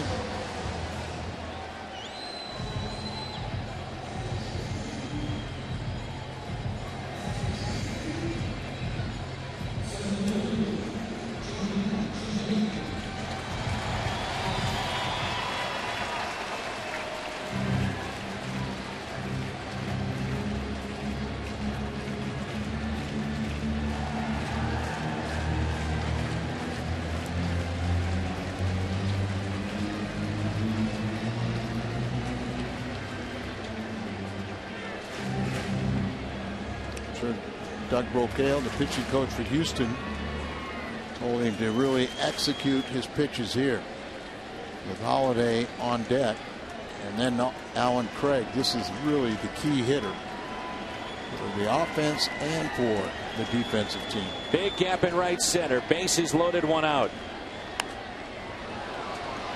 Out of play, strike one. John Jay, third among National League center fielders in RBIs. 1 for 3 last night. Hitless tonight. Still looking for his first career grand slam, but he's got a .364 average and 26 RBIs with the bases loaded.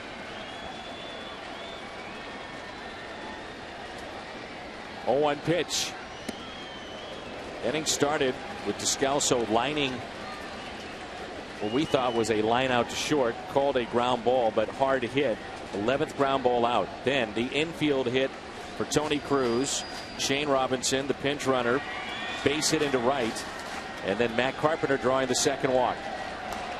That's strike 2 on John Jay.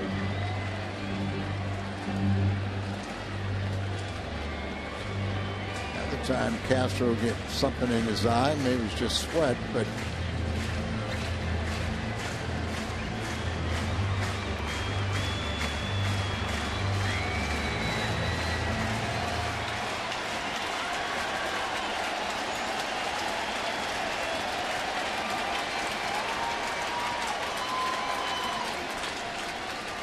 here's a 1-2.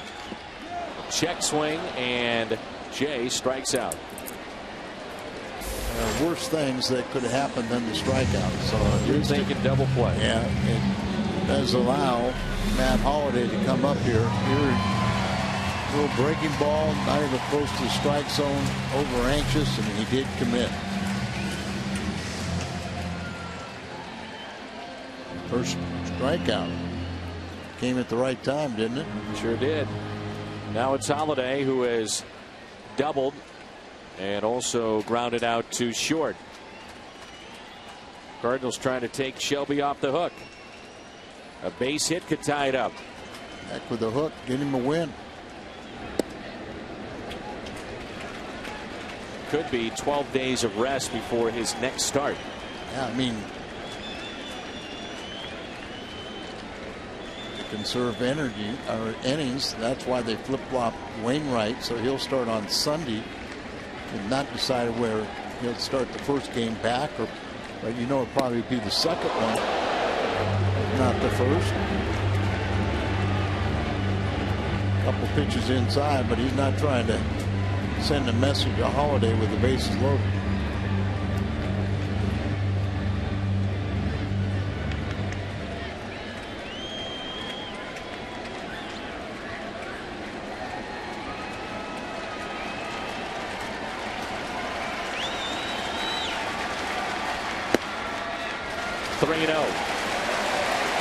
He wouldn't walk him to bring up Alan Craig with a 3-2 game, would he?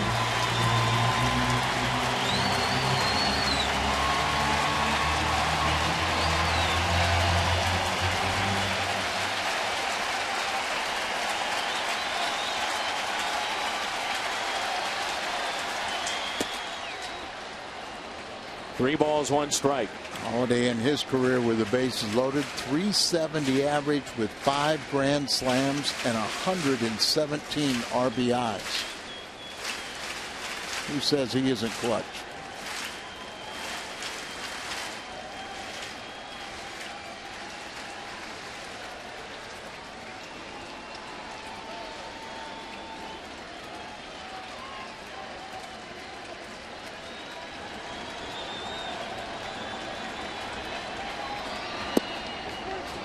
Full count.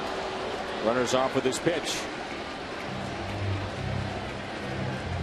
Matt looking for a pitch to his liking. That's not what he thought he was going to get. He wasn't looking fastball there, so you take it and run the count full. The merry-go-round. Everybody will be running on this pitch.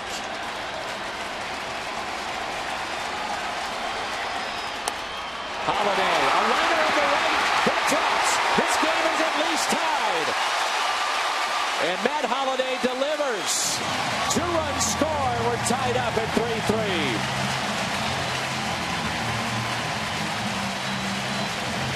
Way to go, Matt. Double the first time, or second time up. Now he's got his RBI total. 2 more. He's at 47. He got off to a slow start, but numbers will be very good when it's all said and done. And on the 3-2 pitch, you got all the runners going, so it guarantees at least 2 runs, and Carpenter will go all the way to third. Miller is off the hook. Now let's get him his 10th win. The way he pitched tonight, for him to be in that position is a miracle. The way he pitched tonight, though, he didn't minimize the damage. Probably should have been a lot worse. Oh, it should have been. Here's Alan Craig, who has walked and scored. Also grounded out to short. Heard the story. Sometimes it's better to be lucky than good. There you go. Alan Craig this year with 2 outs, runners in scoring position. You already mentioned it, leading the major leagues at .488. 1 home run, 29 RBIs, an OPS of almost 12.5.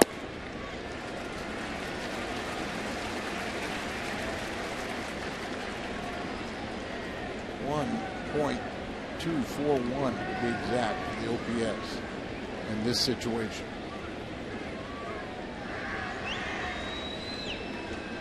Two 2-0.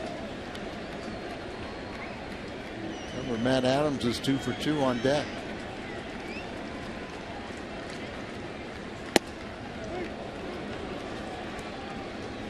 I'm sure John Jay feels like he's off the hook as well. Bases loaded, 1 out, struck out.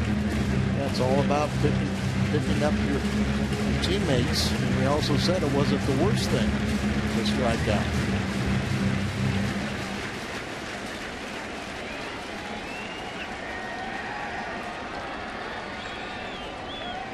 The 2-1 pitch. Craig hits it out of play. Love to have that one back. Saw that last graphic, which told the story as to why Shelby Miller was lucky. But also remember the fact the one that dealt when they had base runners in scoring position, they kept him 1 for 9.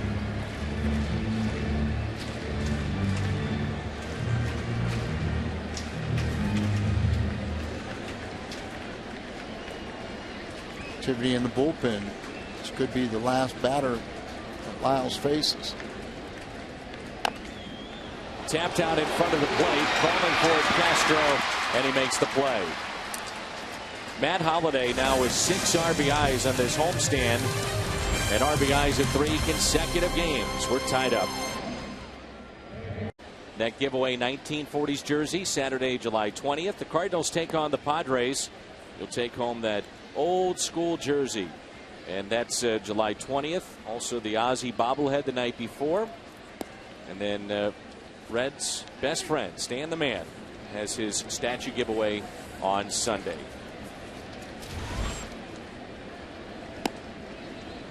Cardinals have tied it up, and Seth Maness takes over for the Cardinals. It's our Chevy call to the pen, his 28th appearance, 2.60 ERA.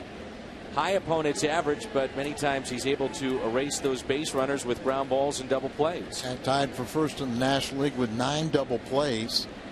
And remember when he first came up, he got 4 wins real quick. His record is 4-1. The Vulture is out there looking for win number 5, but he's earned those wins. Those double plays early, we brought him up.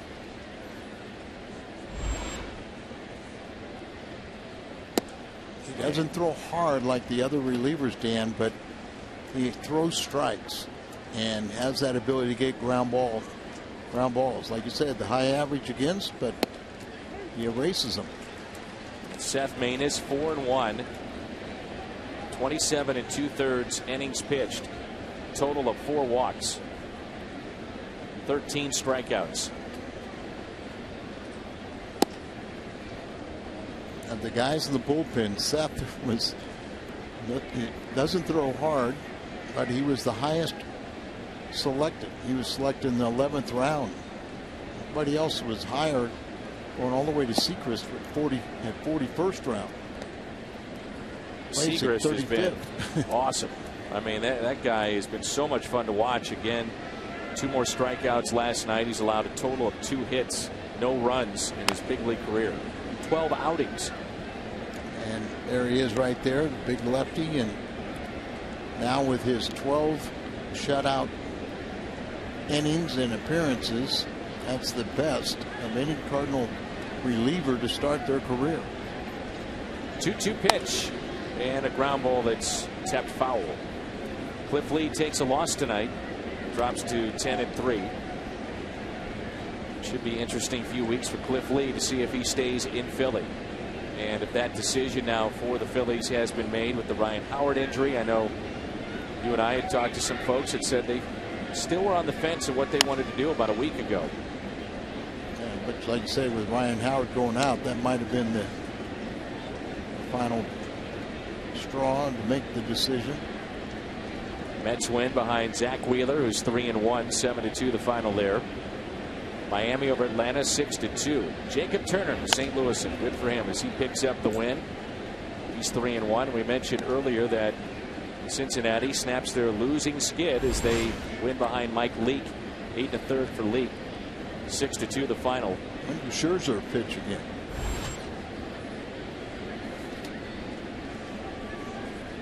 Here's a ground ball that's hit too short, charging Descalso. 1 away.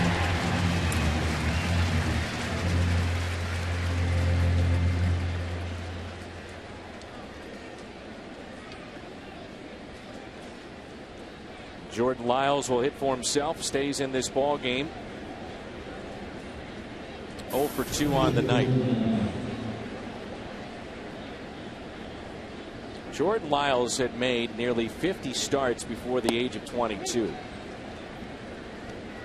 When he made his debut, 20 years and 224 days old. He's coming off a very good start against Tampa Bay. 6 2/3. Only 2 runs allowed, and tonight through 5 he's given up 3.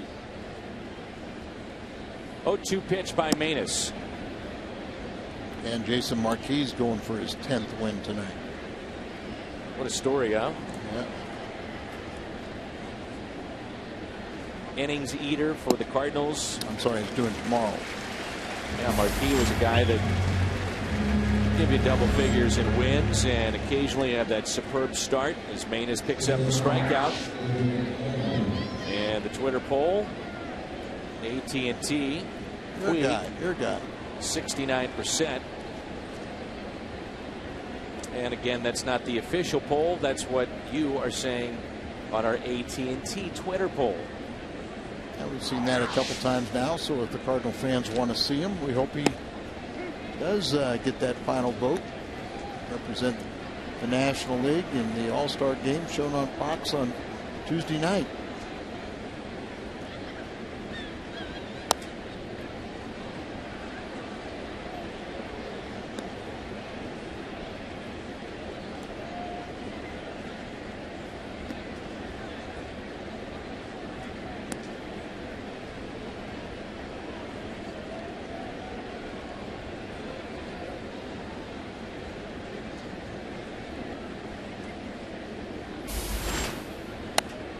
That's it out of play.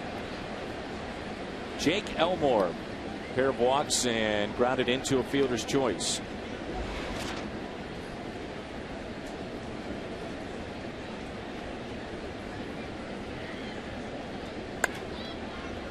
Popped up to the left side. Long way to go. Descalso, foul territory. Near the seats, and he makes the play. Talk about concentration. Very good play by Descalso. For the Cardinals coming up, they've got Adams, Freeze, and Daniel Descalso due up when we come back. And the All-Star game, remember, on Fox next Tuesday.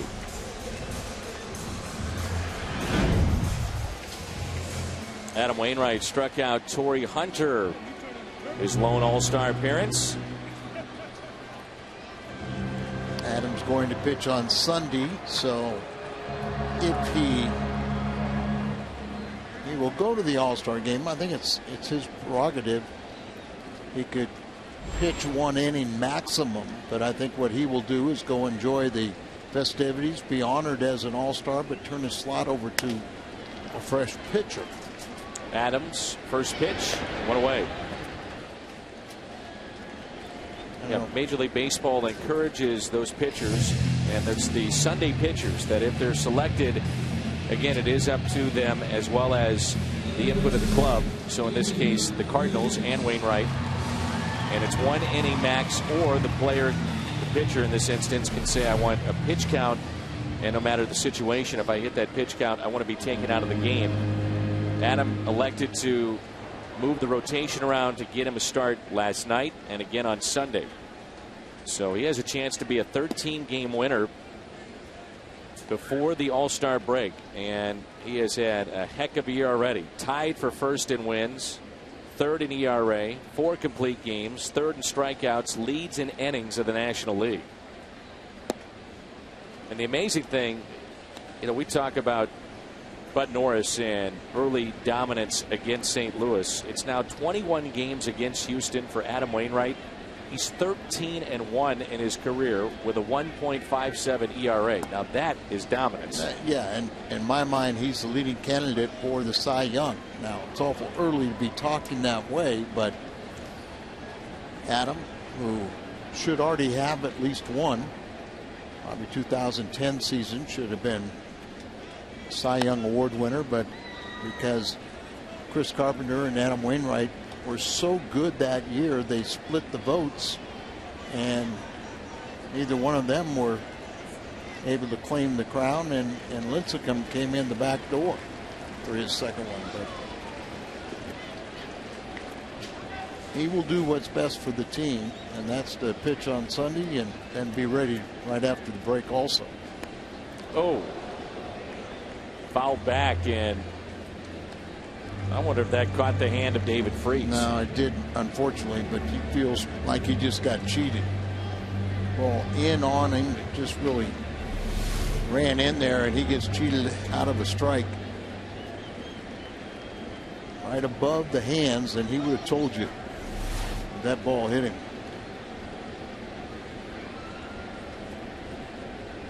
1-2 pitch, and Freese hits it back to the pitcher, flings his bat, and there's 2 down. Lowe's never stop improving. Daniel Descalso, last 6 games on a tear. 389 average. The previous 6 he was 1 for 10. We've seen the bulk of the playing time at shortstop with Cosma on the bench.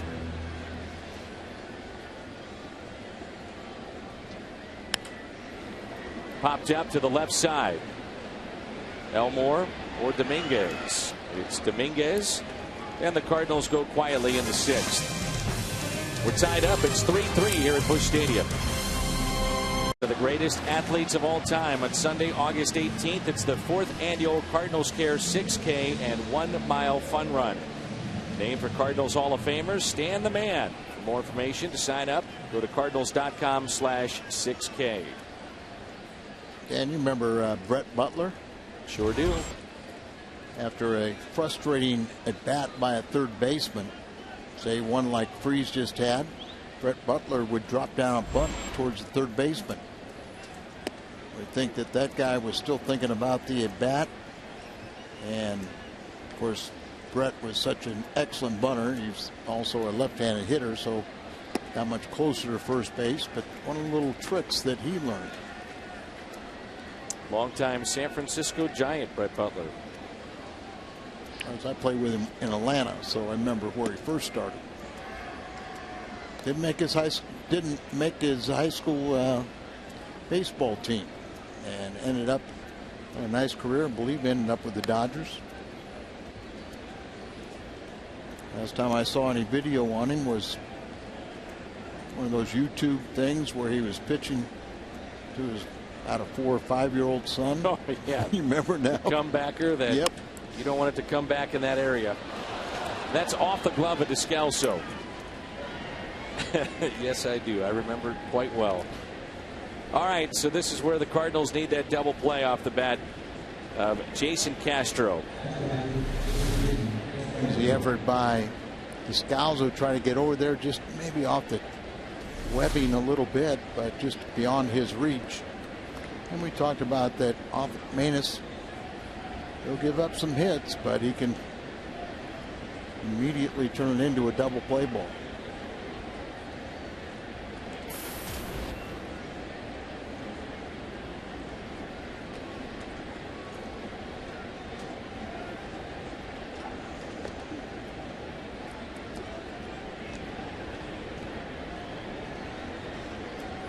Altuve leads the Astros with 21 steals.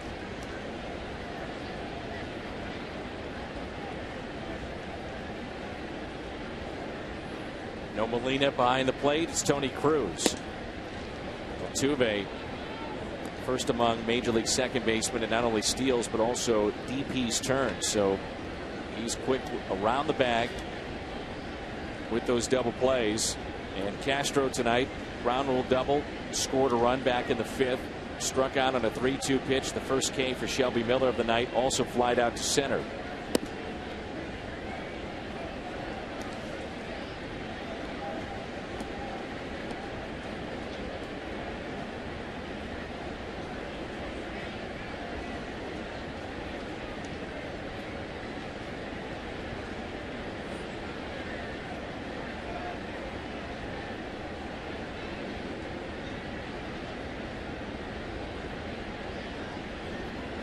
Here's a 1-1.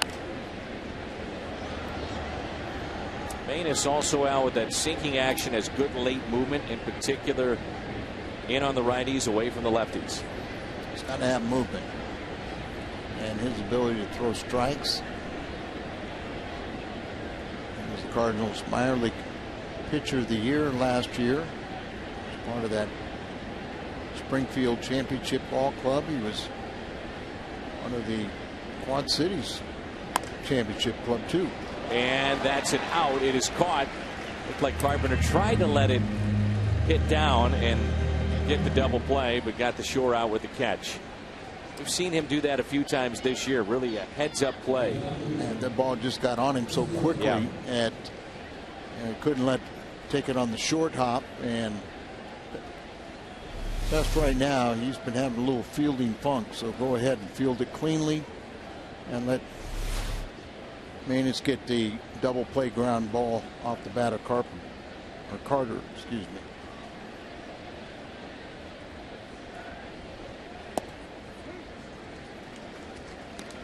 Slider there. A home run tonight.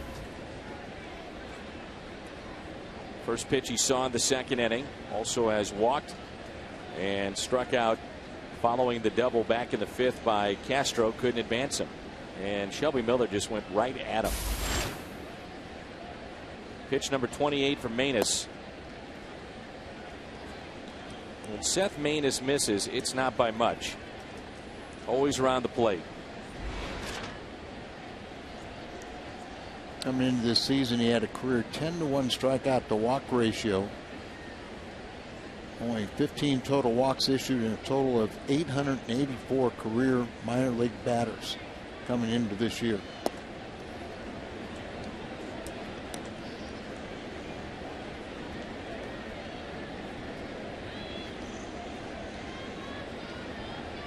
Two and one. Be careful here. Carter with tremendous power. But holes in his bat with all the strikeouts. Good pitch on the outside corner. Outfield deep and straight away.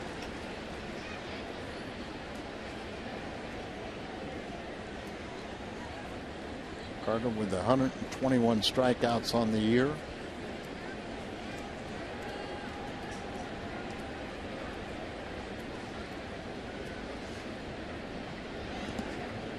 Blocked by Cruz.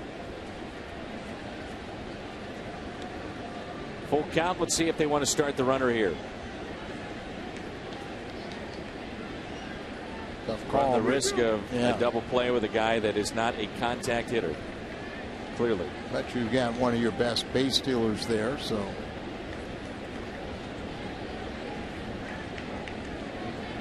Not running, and the pitch is taken low. So walk by Manus.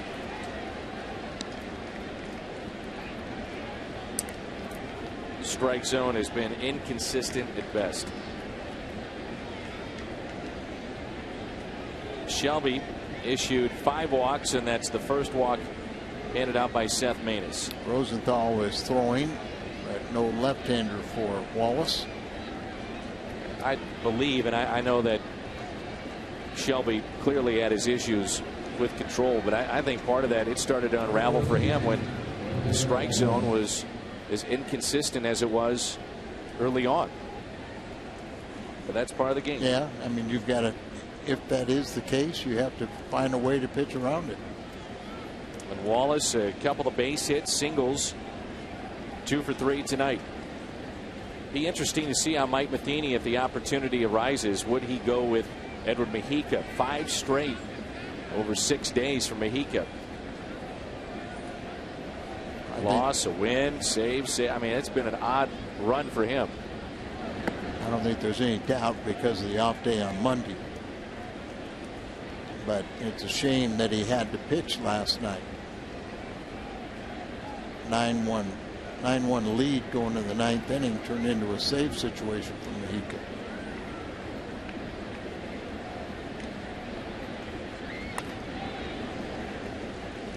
One and 1 the count. He's just open for that opportunity to decide whether he wanted to use this closer or a secondary closer on tonight's ball game. Cardinals will have Cruz, Manus' spot, and the top of the lineup due up. 2-1. Where was that pitch?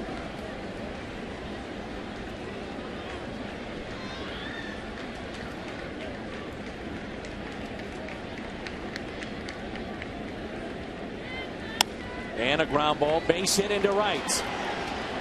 Altuve being waved in. The throw by Craig, not in time. And the Astros have the lead. It's 4-3.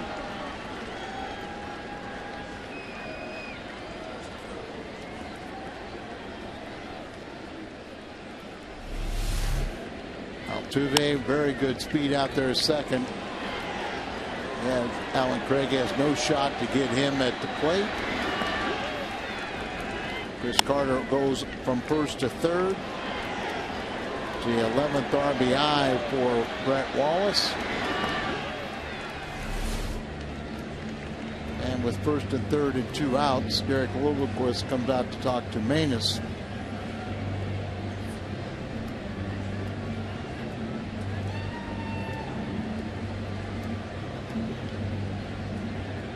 Rosenthal still in the bullpen, but they're going to stick with Manus, it appears. And now it's Butler.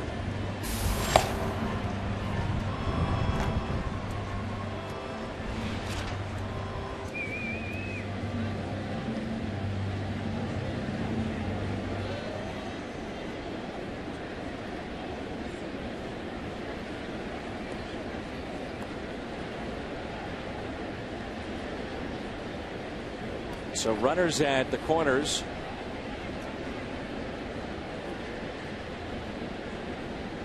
For J.D. Martinez. And he looks at a strike. And that potential double play looms large. Get out of this inning. J.D.'s last time up got an RBI single, drive-in third run off of Shelby Miller. Got a chance to do more damage here. Also has walked and struck out on an 0-2 pitch. Bottom dropped out of the pitch, and it's 0-2. Slider's been pretty good tonight at times.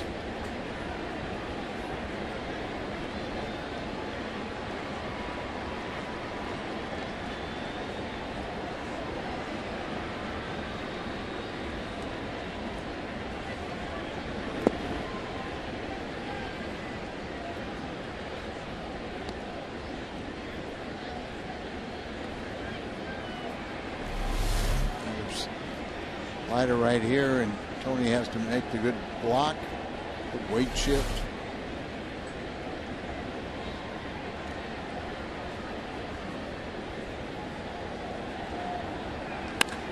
That is ripped down the left field line, but pulled foul. Nice play by a fan. A young lady, it looked like, brought her glove and snared that one.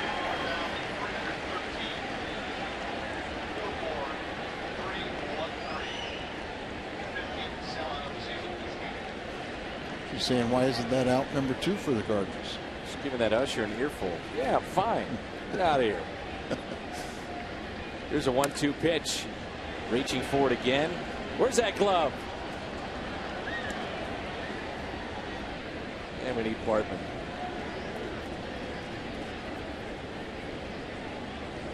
You know, we're heading to Wrigley, Al. I know. Speaking of Bartman. Only if they show up. You and I. Hand in hand. We could do without that part. 1-2 pitch. That's fouled back. Pitch count starting to get up there now for Seth Manus at 42. Now he has been a starter, but up here it's been relief work. It's high. Previous high as far as pitch counts for Seth Manus was 28.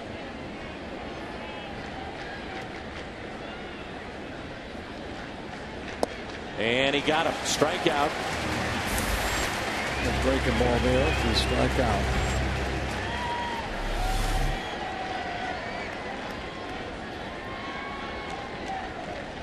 Big strikeout with runners at first and third. And now Adams trots in.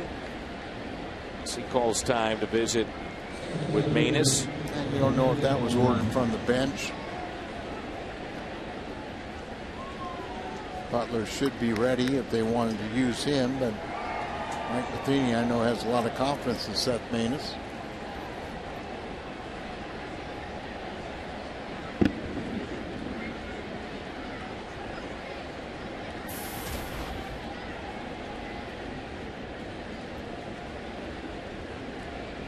Two outs and two on. That's tapped foul. Declan McLaughlin is watching the game. No relation, but enjoying the ball game. It's always good to see that Declan is watching on Fox Sports Midwest.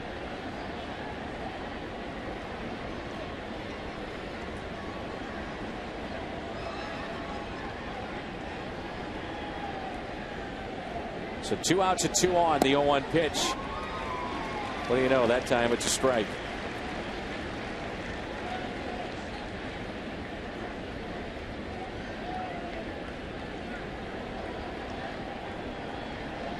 The 15th sellout.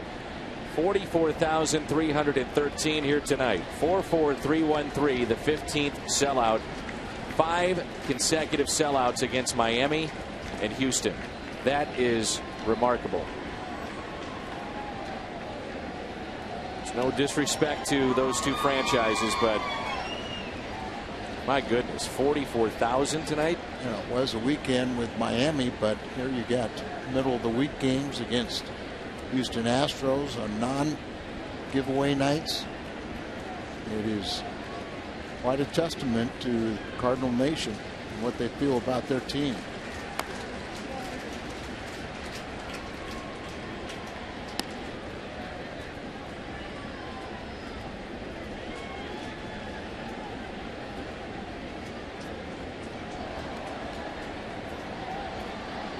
And you wonder next year, Dan, will they include the seating over at Ballpark Village as part of the attendance? All-inclusive tickets, 2-tier deck across the street. 1-2 pitch, got him. Strikeout, back-to-back Ks from Manus, but Houston retakes the lead. RBI single by Brett Wallace. 3-hit night for the former Cardinal. And tonight, Matt Holliday tied it up. Bases loaded, single with 2 outs for Holliday. That was back in the 5th. That tied it up. Since that time, Miami, rather the Houston Astros, have retaken the lead.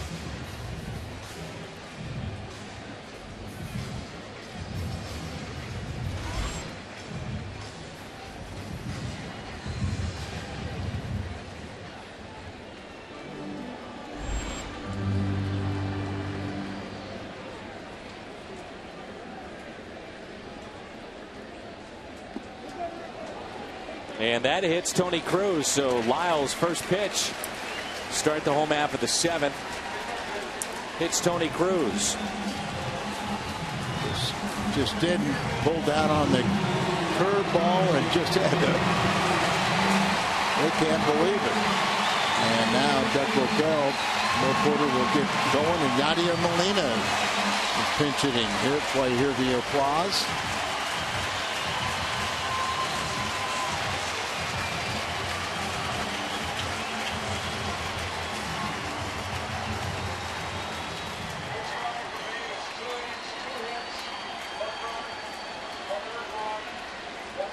As we have seen, Yadi aggressive early in counts. Breaking ball and a strike. Looking for a fastball there and got the breaking ball as it had the bat controlled to stop. Molina is a pinch hitter, 1 for 1 with an RBI. Leading the league in hitting at .344.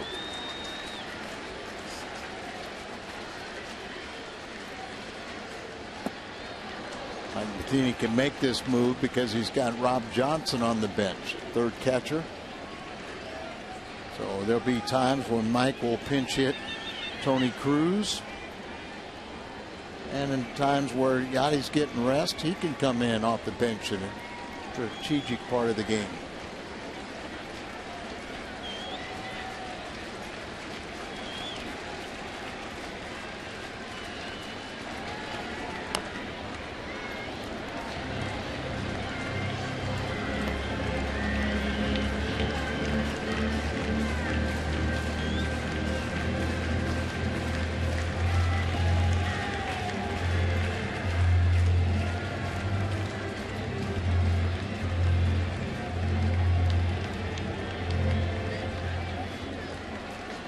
Molina and Craig, Carpenter all on that list. Yeah. Here's the 0-2 pitch. Beltran is like 11th in the National League, so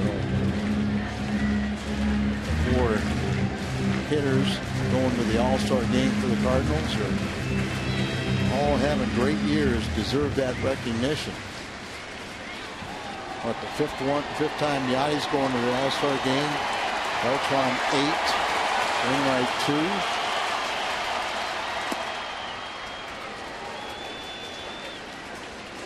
And then Alan Craig and Matt Carpenter their first times. Tuesday night, you'll see the All-Star game on Fox.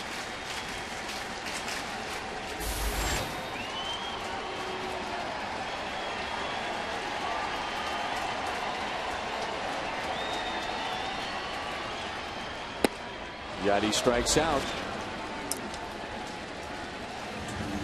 And Miles picks up his second strikeout. Back to the top of the lineup and Matt Carpenter. Fastball up and in, comes up empty. Carpenter 0 for 2 with a walk.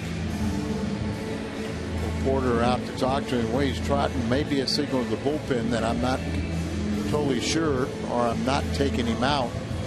I just want to have a word with him or ask a question and see what he has to say. Now he will go to the bullpen.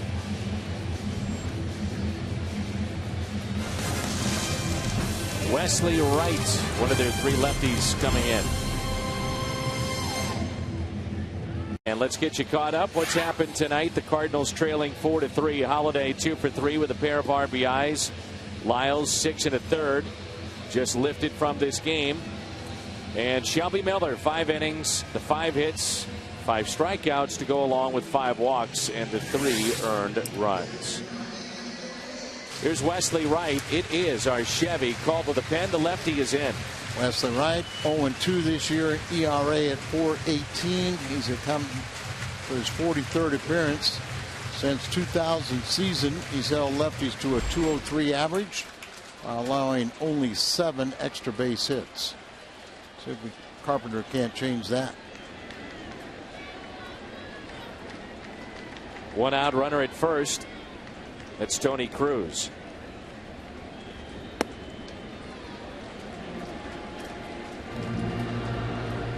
They have Blackley and Oberholzer left side of their pen, along with Wesley Wright.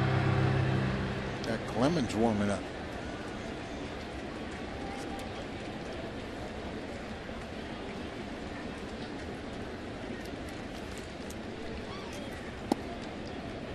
Two and 0. Wesley Wright was a Rule 5 selection 4 years ago from Los Angeles Dodgers.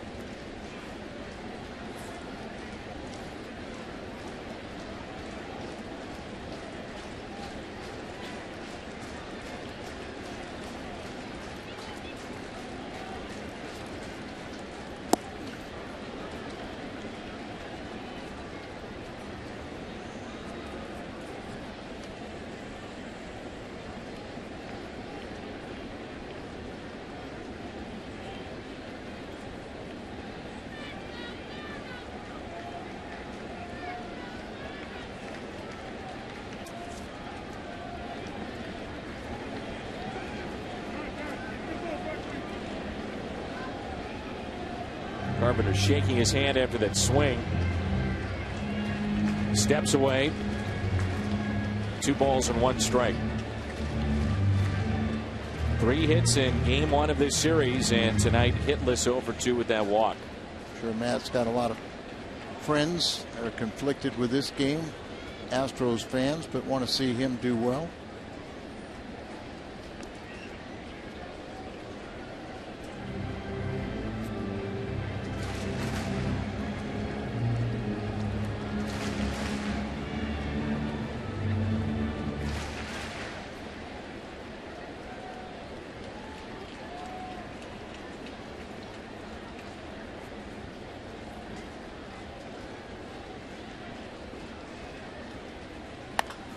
Carpenter, deep right, at the wall, gone! The All-Star puts the Cardinals on top, and a charge into that baby. 2-run shot for Carpenter, his 9th of the season. And remember, it's off the left-hander Wesley Wright, who's held lefties to a 203 average. Now 8 extra base hits since 2011. And the vulture strikes again. Seth Maness has a chance to pick up his 5th win, thanks to Carpenter and company.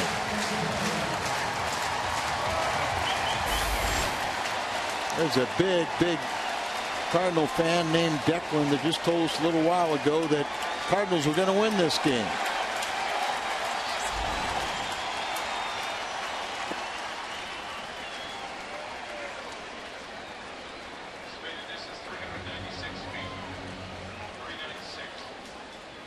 I was talking about how well he hangs in against left-handers. A lot of times lefties got to take a pitch from Wesley Wright, somebody to the opposite field, but if he gets it in the right spot, then you turn on it, and Carpenter did.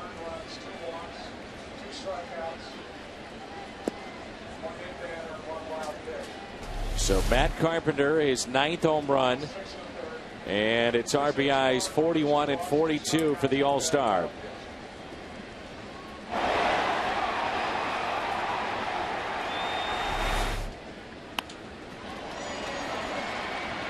Into center field off the bat of Jay, and there's 2 away. Bo Porter goes to his bullpen now and bring in the right-handers for Matt Holliday.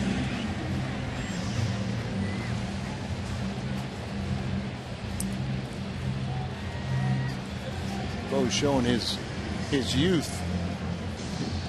Take a look at this home run as we head to a break. Carpenter puts the Cardinals on top 5-4 with this blast. You know about Paul? He was acquired in the Michael Bourne deal. So originally with Atlanta, came over with Juan Abreu, Brett Oberhauser, and Jordan Schaefer in exchange for Michael Bourne. July 31st, 2011. Made 1 appearance at AAA this year. He's got a lot of decisions for a reliever. 4 and 3 on the year. Highest bullpen ERA in the American League. Houston near 5, and Carpenter, by the way, 15 career home runs. What's interesting about that, 9 have been against left-handed pitching.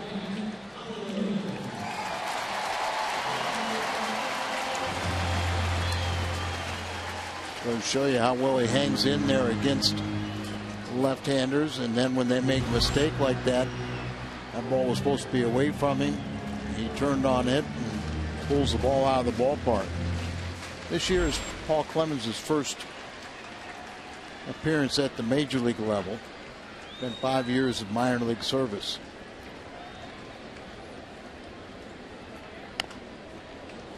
Two outs here in the home half of the 7th.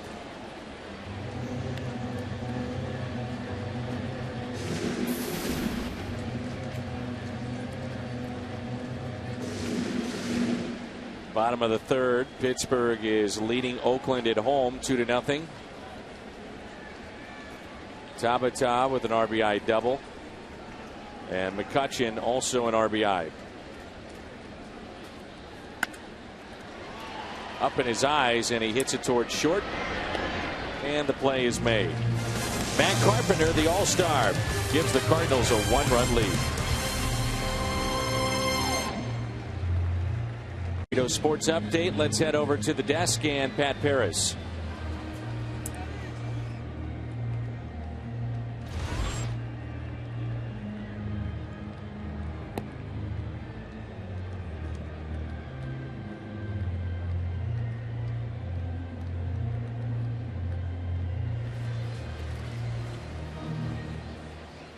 All right, thank you, Pat.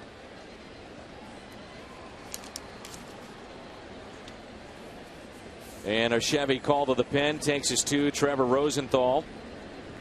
And Rosenthal is in for the 41st time and an ERA that's under 2.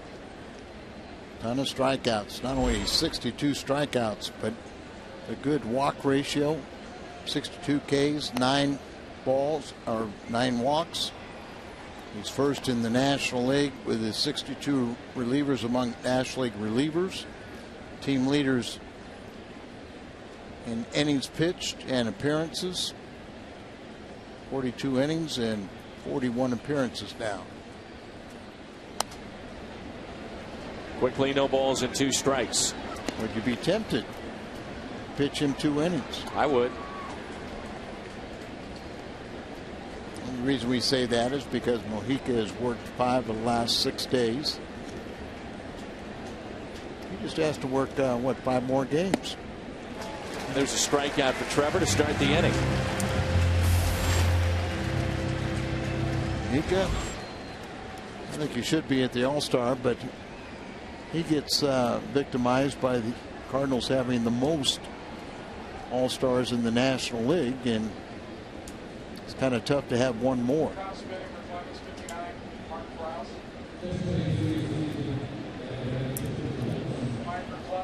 Mark Krause will be the pinch hitter. Let's put it this way. Mike Matheny was non-committal in what may take place in the 9th inning if the Cardinals do indeed have a lead. I wouldn't expect him, though, to tip his hand in the pregame setting with the media and say, yep, our closer is out, shut down, we're not going to bring him in. Yeah, I mean, occasionally they'll say that, but more times than not, it's the competitive advantage that you give a team if you know that. Correct. Just don't want the opposition to think that, okay, he's not available tonight. There's a line drive and a single into center field. You know, the other guy, I'm not sure I would want to see him close a game out, but at this point, I don't care when I see him. It's Kevin Segrist. Exactly. Lefty, righty, I don't care. I mean, that guy has been that good. And I think this is a situation here, too, Dan, because you've got a bunch of left-handed bats on that lineup, guys that, switch hitters and left-handers. So, by bringing in Segrist, maybe you keep Carlos Pena and his power bat on the bench. At some point, Mariano Rivera never had a save. Paredes will be the pinch runner after the single by Krause.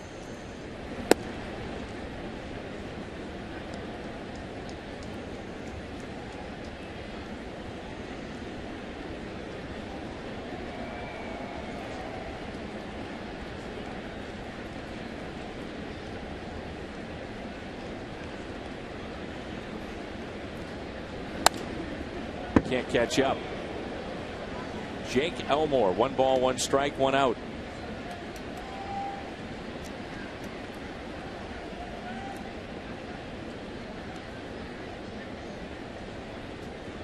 Keith Butler with closing experience in the minor leagues. Segrist warming up now, but that may be just Brett Wallace. Breaking ball. 79 miles an hour. So from the hitter's perspective, here you are. You're behind, 1 ball, 2 strikes. This guy throws 100. He also features a pretty good changeup. And oh, by the way, he'll mix in a curveball. Good luck.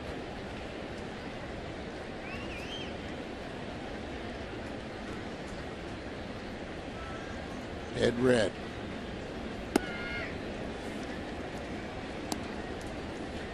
Hoping he would chase that one. Swing and miss or a pop-up about the best you can do with a pitch like that. But he didn't offer.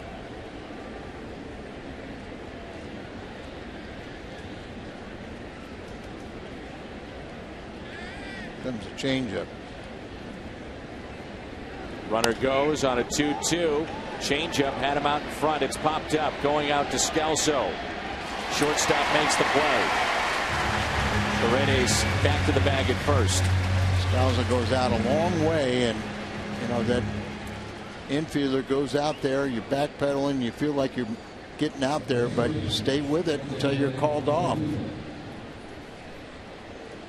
So as Scalzo's going there, remember the runner is going here. So watch Carpenter. He's trying to act like he's going to be a ground ball hit to him, but Paredes, he picked up the fly of the ball. He saw that Scalzo was also in his peripheral vision.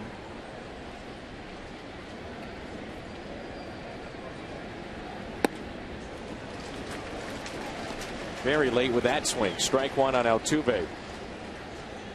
Does have a single and a run scored. That was in the 7th. Briefly put Houston on top. It's now 3-0 Pittsburgh in the bottom of the 3rd, leading Oakland.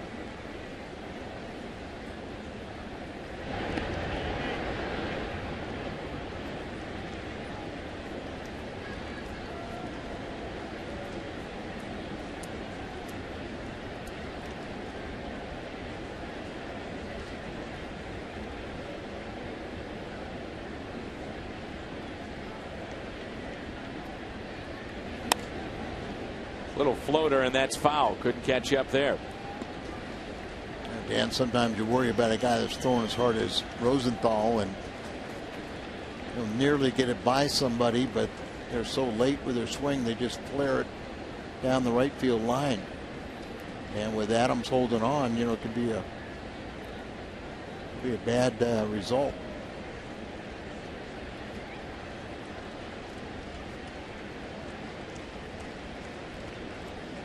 Throws to first.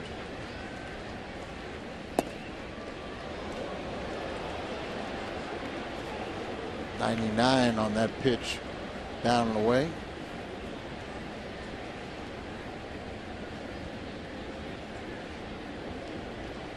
Cruz is looking in just for Matheny to show signs on the running game.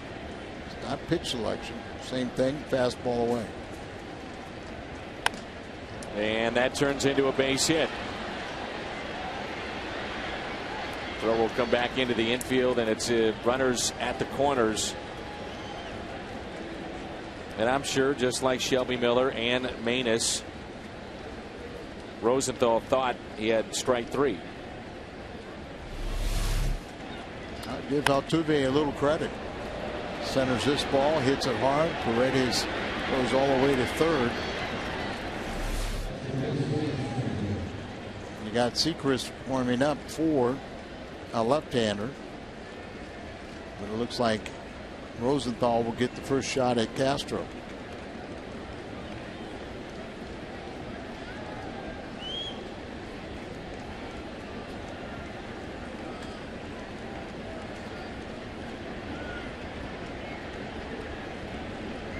Two outs, 2 on.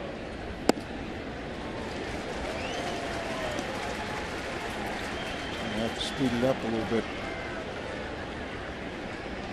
Overmatched by that 98-mile-an-hour fastball. But that's just strike 1.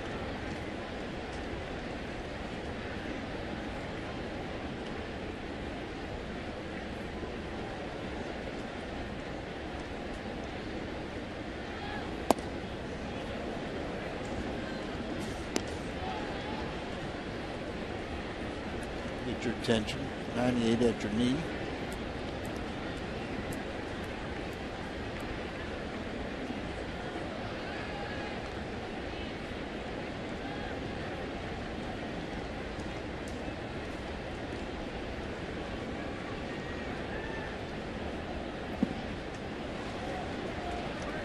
Be cute.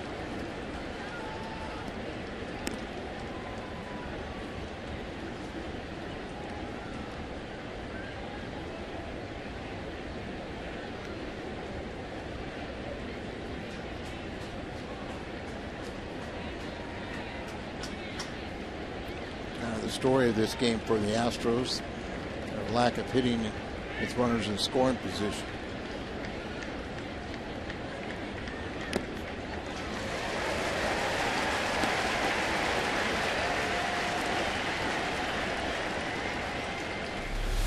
.98 right on the hands.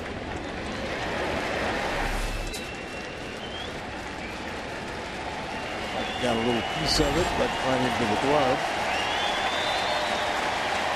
12 pitches, 95 or higher from Rosenthal.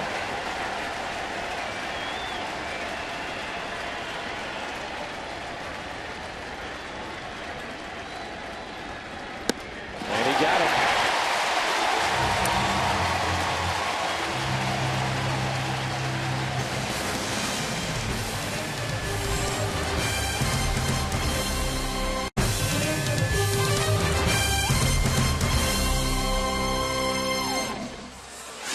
Copyrighted telecast is presented by the authority of the Cardinals and may not be reproduced or retransmitted in any form, and the accounts and descriptions of this game may not be disseminated without the express written consent of the St. Louis Cardinals. Jose Cisnero takes over, his 20th appearance, and I'm sure he'll welcome this great strike zone we've seen all night. See 35 strikeouts and 36 plus innings. Cisnero's last outing allowed 3 runs and 1 inning to work on Thursday versus Tampa Bay. He had pitched very well prior to that with a 1.75 ERA, 2-1 record, 30 punch-outs in 14 outings. As we recall from AAA on April 22nd, made his major league debut versus Seattle that night.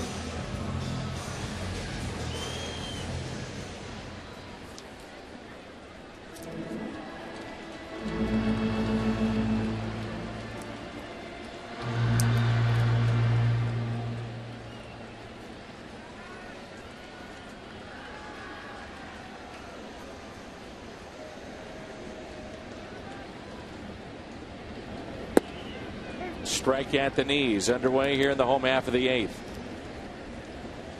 Right-hander throwing in the Cardinals pen. Mojica.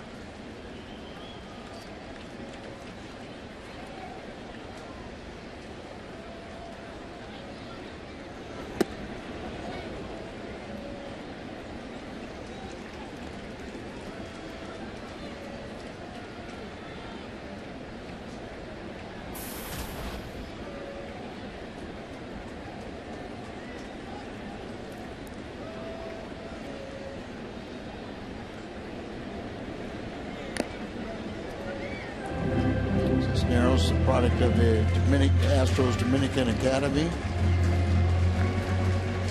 Resides in San Pedro de Macorís.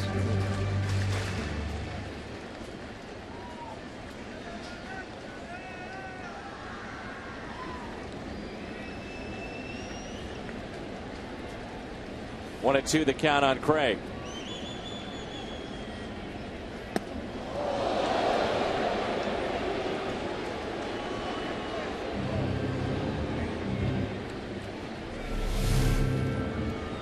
Running up and in.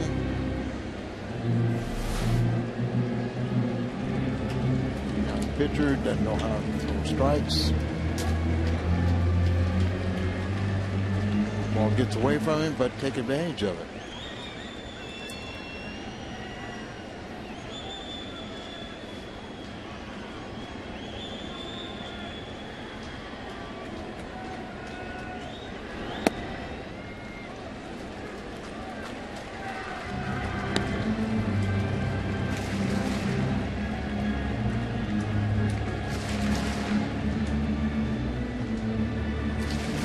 Only 23 years of age.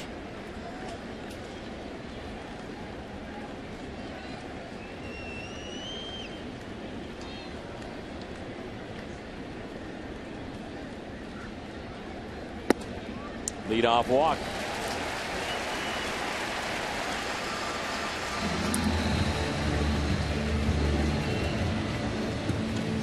It's Chris Carter, Brett Wallace, and JD Martinez due up. Those three have been on base 8 times tonight. And the reason why he used Mojica, even though he's been busy 5 out of the last 6 games, is because you just don't know. The whole weekend series, will there be a save opportunity or will there be Cardinal blowouts?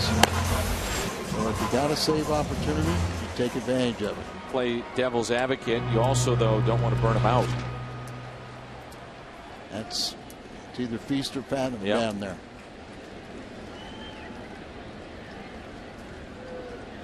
So here's Adams.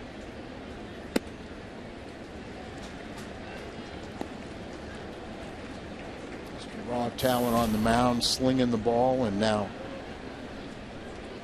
pitching coach will go out there. Doug Brocail, he knows about pitching out of the pen. Okay, here's the deal, Jose. Throw strikes. What do you tell a guy here? Throw strikes. Is he picking up something maybe with his mechanics? As you said, he slings the ball up there.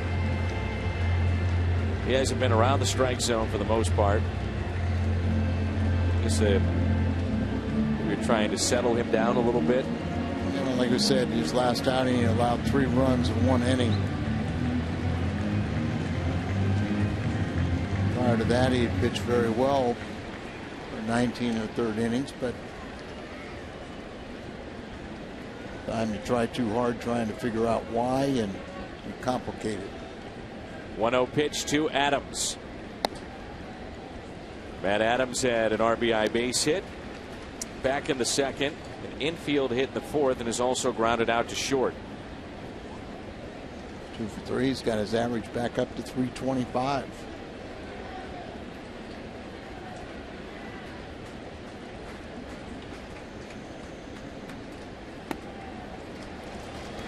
Reno.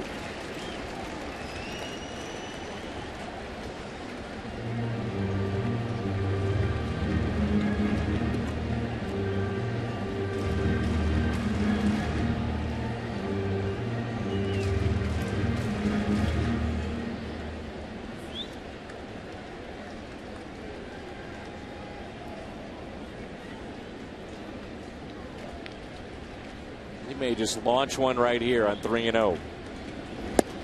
He was trying to.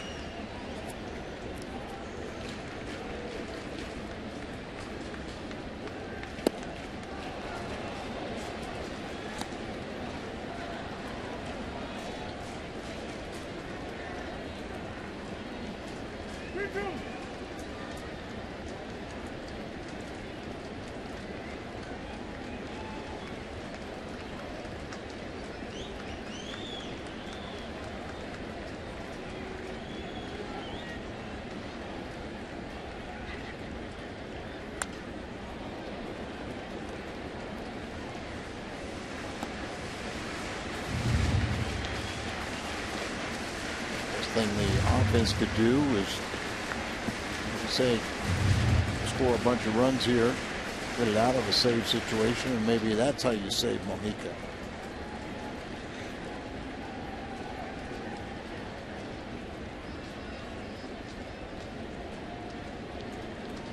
Runner goes, it's swung on and missed, and a stolen base for Craig.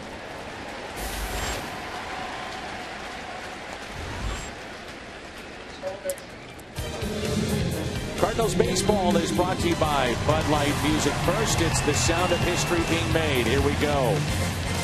And by Ford, the official cars and trucks of the St. Louis Cardinals.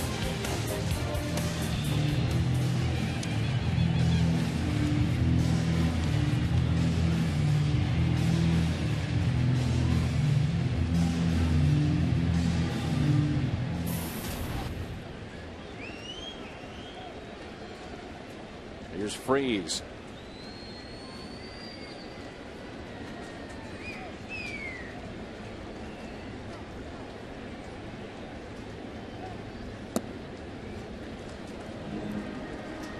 Line to right, grounded out with 2 runners on to third. Also grounded back to the pitcher.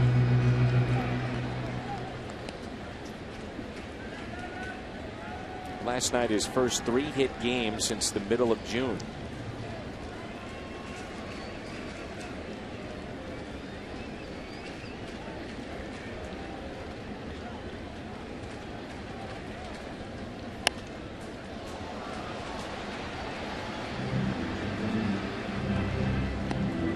His career against Houston, he's hit .336, 6 home runs, 22 RBIs.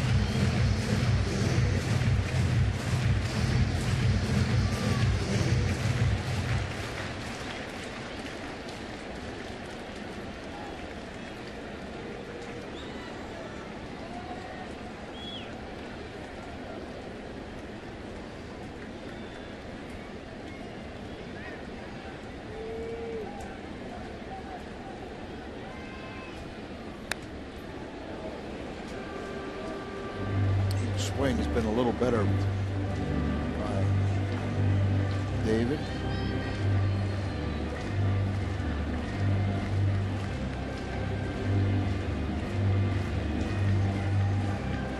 A while since David Freese has hit a home run.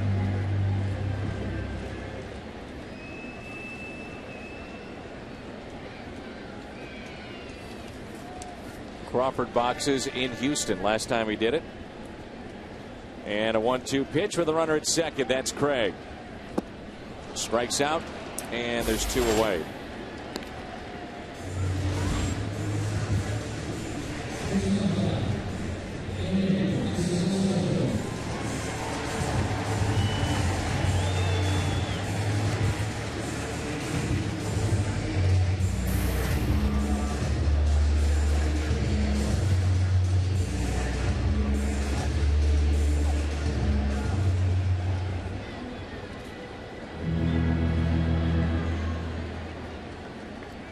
Pass, David.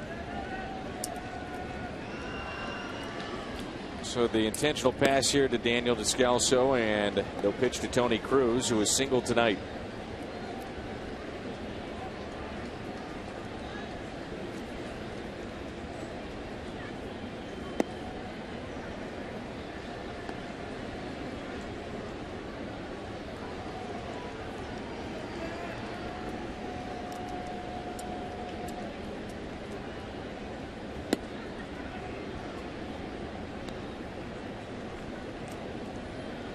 You would have to think that man will pinch hit. You've got Rob Johnson to catch if need be.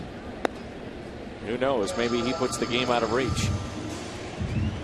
Well, it's a luxury Mike can do with this situation. Or is he going to on deck circle?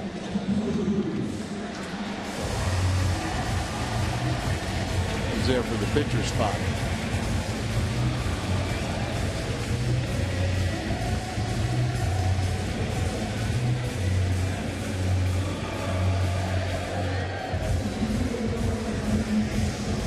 Tony Cruz, not a lot of opportunities, but his runners in scoring positions, hit .444.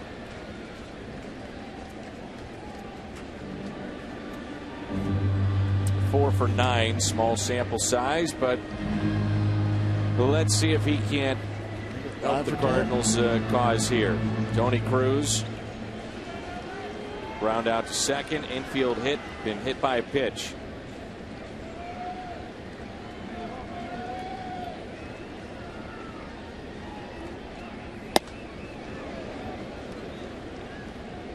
Well, you have the luxury of carrying 3 catchers, and you've got a guy that's sitting on deck 19 home runs, 50-plus RBIs, and hopefully we'll see him hit in this game.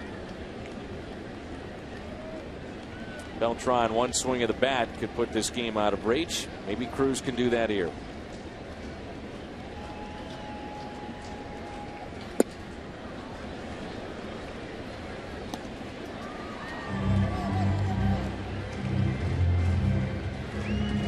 Neros is one strike away from striking out the side with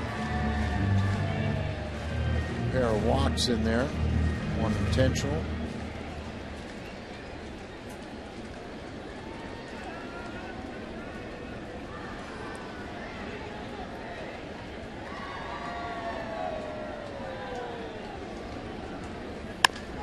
Puts it in play, grounds to short, force play close at second. That sends us to the ninth. Cardinals lead it by the score of 5-4. Mejica coming on when we come back. On the post-game edition of Missouri Lottery Cardinals Live, Pep Harris and Chris Duncan are at Lumiere Place. Matt Carpenter with a 2-run shot to put the Cardinals on top. They'll re-rack the highlights. Shelby Miller goes 5 and has command issues with his fastball. They'll break down his night. Plus, we'll have Mike Matheny's post-game comments as well. Edward Mojica on to pitch for the Cardinals. Dan Al, who doesn't like a little Mojica time? Well, maybe the opposition, Jim. That's a good one, Dan. Mejica is into the ball game, and the Cardinals have a lead of 5-4. And Edward Mejica has had one poor outing with a game on the line, and that was the previous road trip. Chevy called to the pen. And Mejica, 24 saves, and he's just 4 back of Jason Grilli. Pirates in the 4th inning of their game that was stalled because of rain. 4th inning in Pittsburgh, and they lead 3-0. Pete Kozma's in the ball game, and he takes over at short.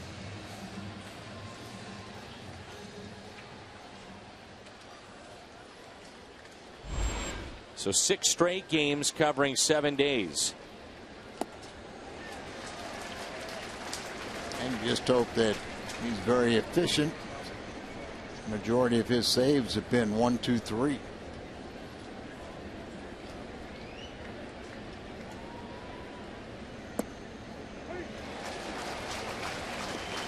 Oh, 2 the count on Carter. He homered tonight. Back in the second, so heavy workload here for the Cardinals closer.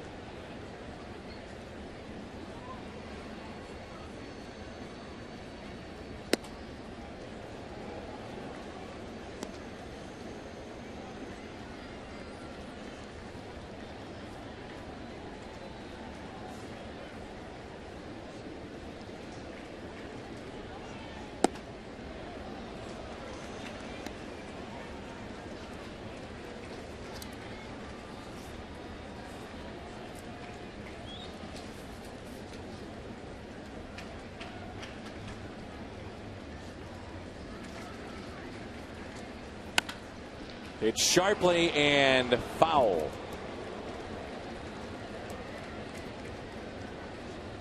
Descalso shifting from shortstop to third. Kind of hanging on that line right there. Got a little glove on it, but it was foul when it passed the bag. And Mojica has him right where he wants him for the changeup.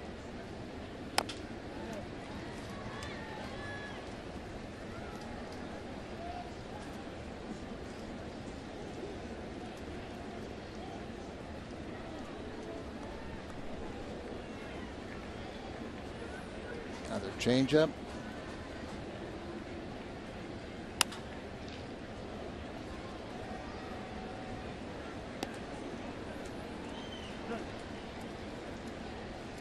Sometimes you would think that changeup, with being so, used so much, would maybe be dancing a little bit, but it doesn't seem like it's moving too much.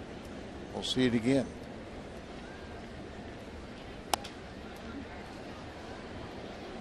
Mejica with 33 strikeouts. Opponents hitting just 190 against him in his nearly 40 innings of work. Saved the Cardinals last year and literally saving games this year, but also saved the bullpen after Mitchell Boggs imploded early on and subsequently shipped to Colorado. Fastball away. Didn't want the changeup. Got it. That's how we start the ninth for Mojica and the Cardinals, and a strikeout. Perfect placement on that fastball there. Down and away.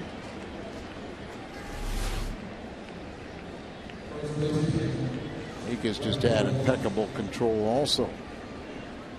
Very few walks to go with his strikeouts. Mentioned Mojica saved the team last year when he was the 7th inning man. He saved, hold, or won 48 of the 67 games he's pitched over the last year and a half. Popped up. Strike one.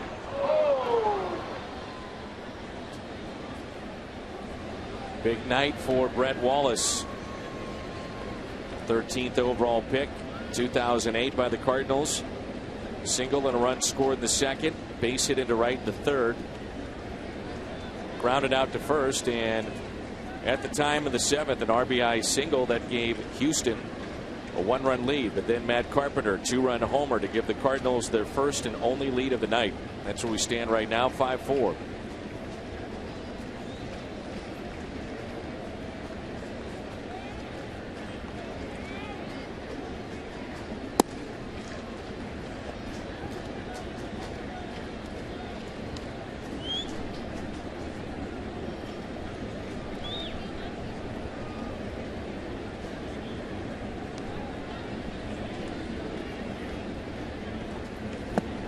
Change up again.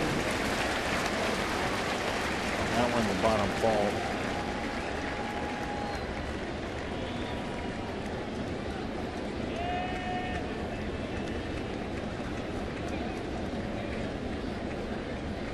Change up. Little flare out to left and a sliding catch. No, couldn't come up with it. Base hit for Wallace. And the tying run is on. Big night for Brett Wallace. Drops in for a hit, and he goes 4 for 5 tonight. 4 for 5. RBI, run scored. Let's make sure he doesn't score another one. There you see, never did have it in the glove. Does a good job to keep it in the vicinity. That ball gets by him, being in big time trouble. Just underneath the glove, slowed it up enough that it's right there. He can retrieve it and hold him to a single. Wallace career highs on Saturday. Reached base 5 times, 5 plate appearances against Texas. That was Saturday night. Now it's Martinez. I'll flip a coin. Sometimes that's a strike tonight. Sometimes it's a little wide, didn't it? Yep. But we'll take it.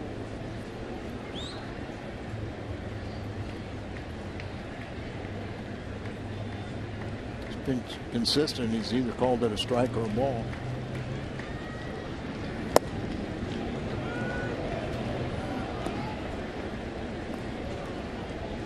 Mojica got the call on the previous pitch, went right back to it. 0-1.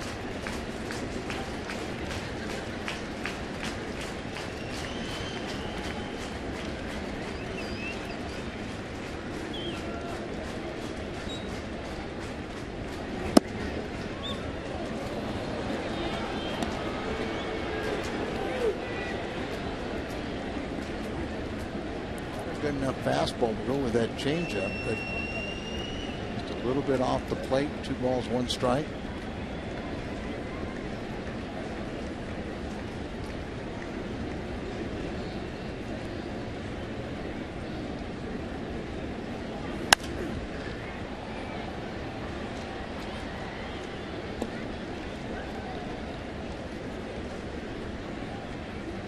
Mojica has 34 strikeouts on the year and just 2 walks.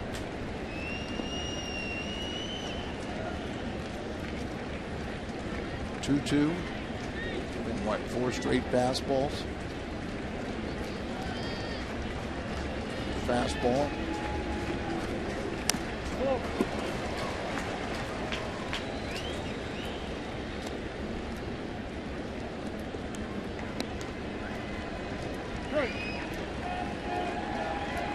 got good enough control right here that he could go up the ladder and throw a ball up. After all these balls down, I'm sure he would chase it.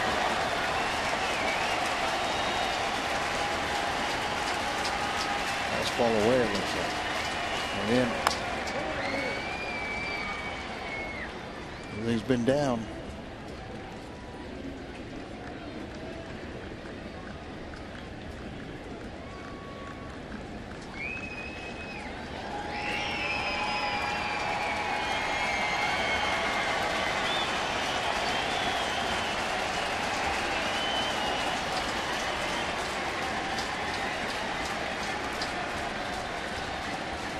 Ball away, it looks. Ground ball could be 2, but bobbled by Descalso, and everybody is safe. Could have been a game-ending double play. Boy, Daniel has been so steady whenever he plays third base, and right there had the perfect double play. Just got a little too quick.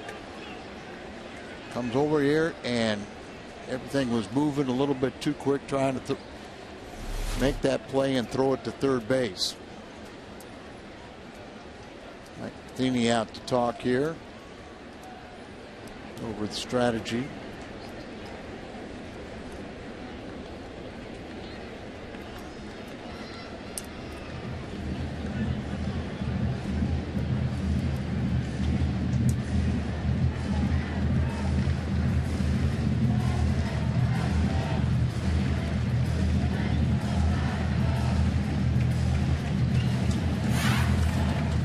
Matt Carpenter, Budweiser player of the game, 2-run homer in the 7th. At that time to give the Cardinals a 5-4 lead.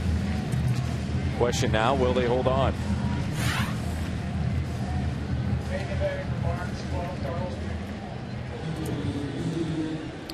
Carlos Pena's got pop in the bat. He could end it. Also a ground ball in the infield. 2 for 4 against Mojica. I'm sure that's when he was playing for Tampa Bay and Mojica was with the Marlins.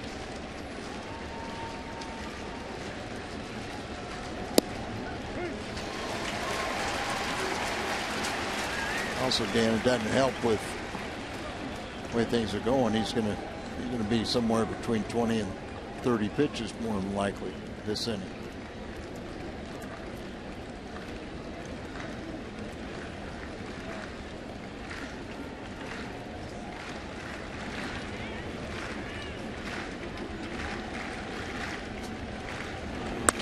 Ground ball right side. How about this time? Out there on to first. It's a double play. It's a sweep. It's a homestand sweep for St. Louis. 5-4 the final tonight. Cardinals had second division teams come in on this homestand. They did what they had to do. They won all 5 games. They regained first place, and now you go to play the Cubs, and hopefully the winning streak will continue through the All-Star break.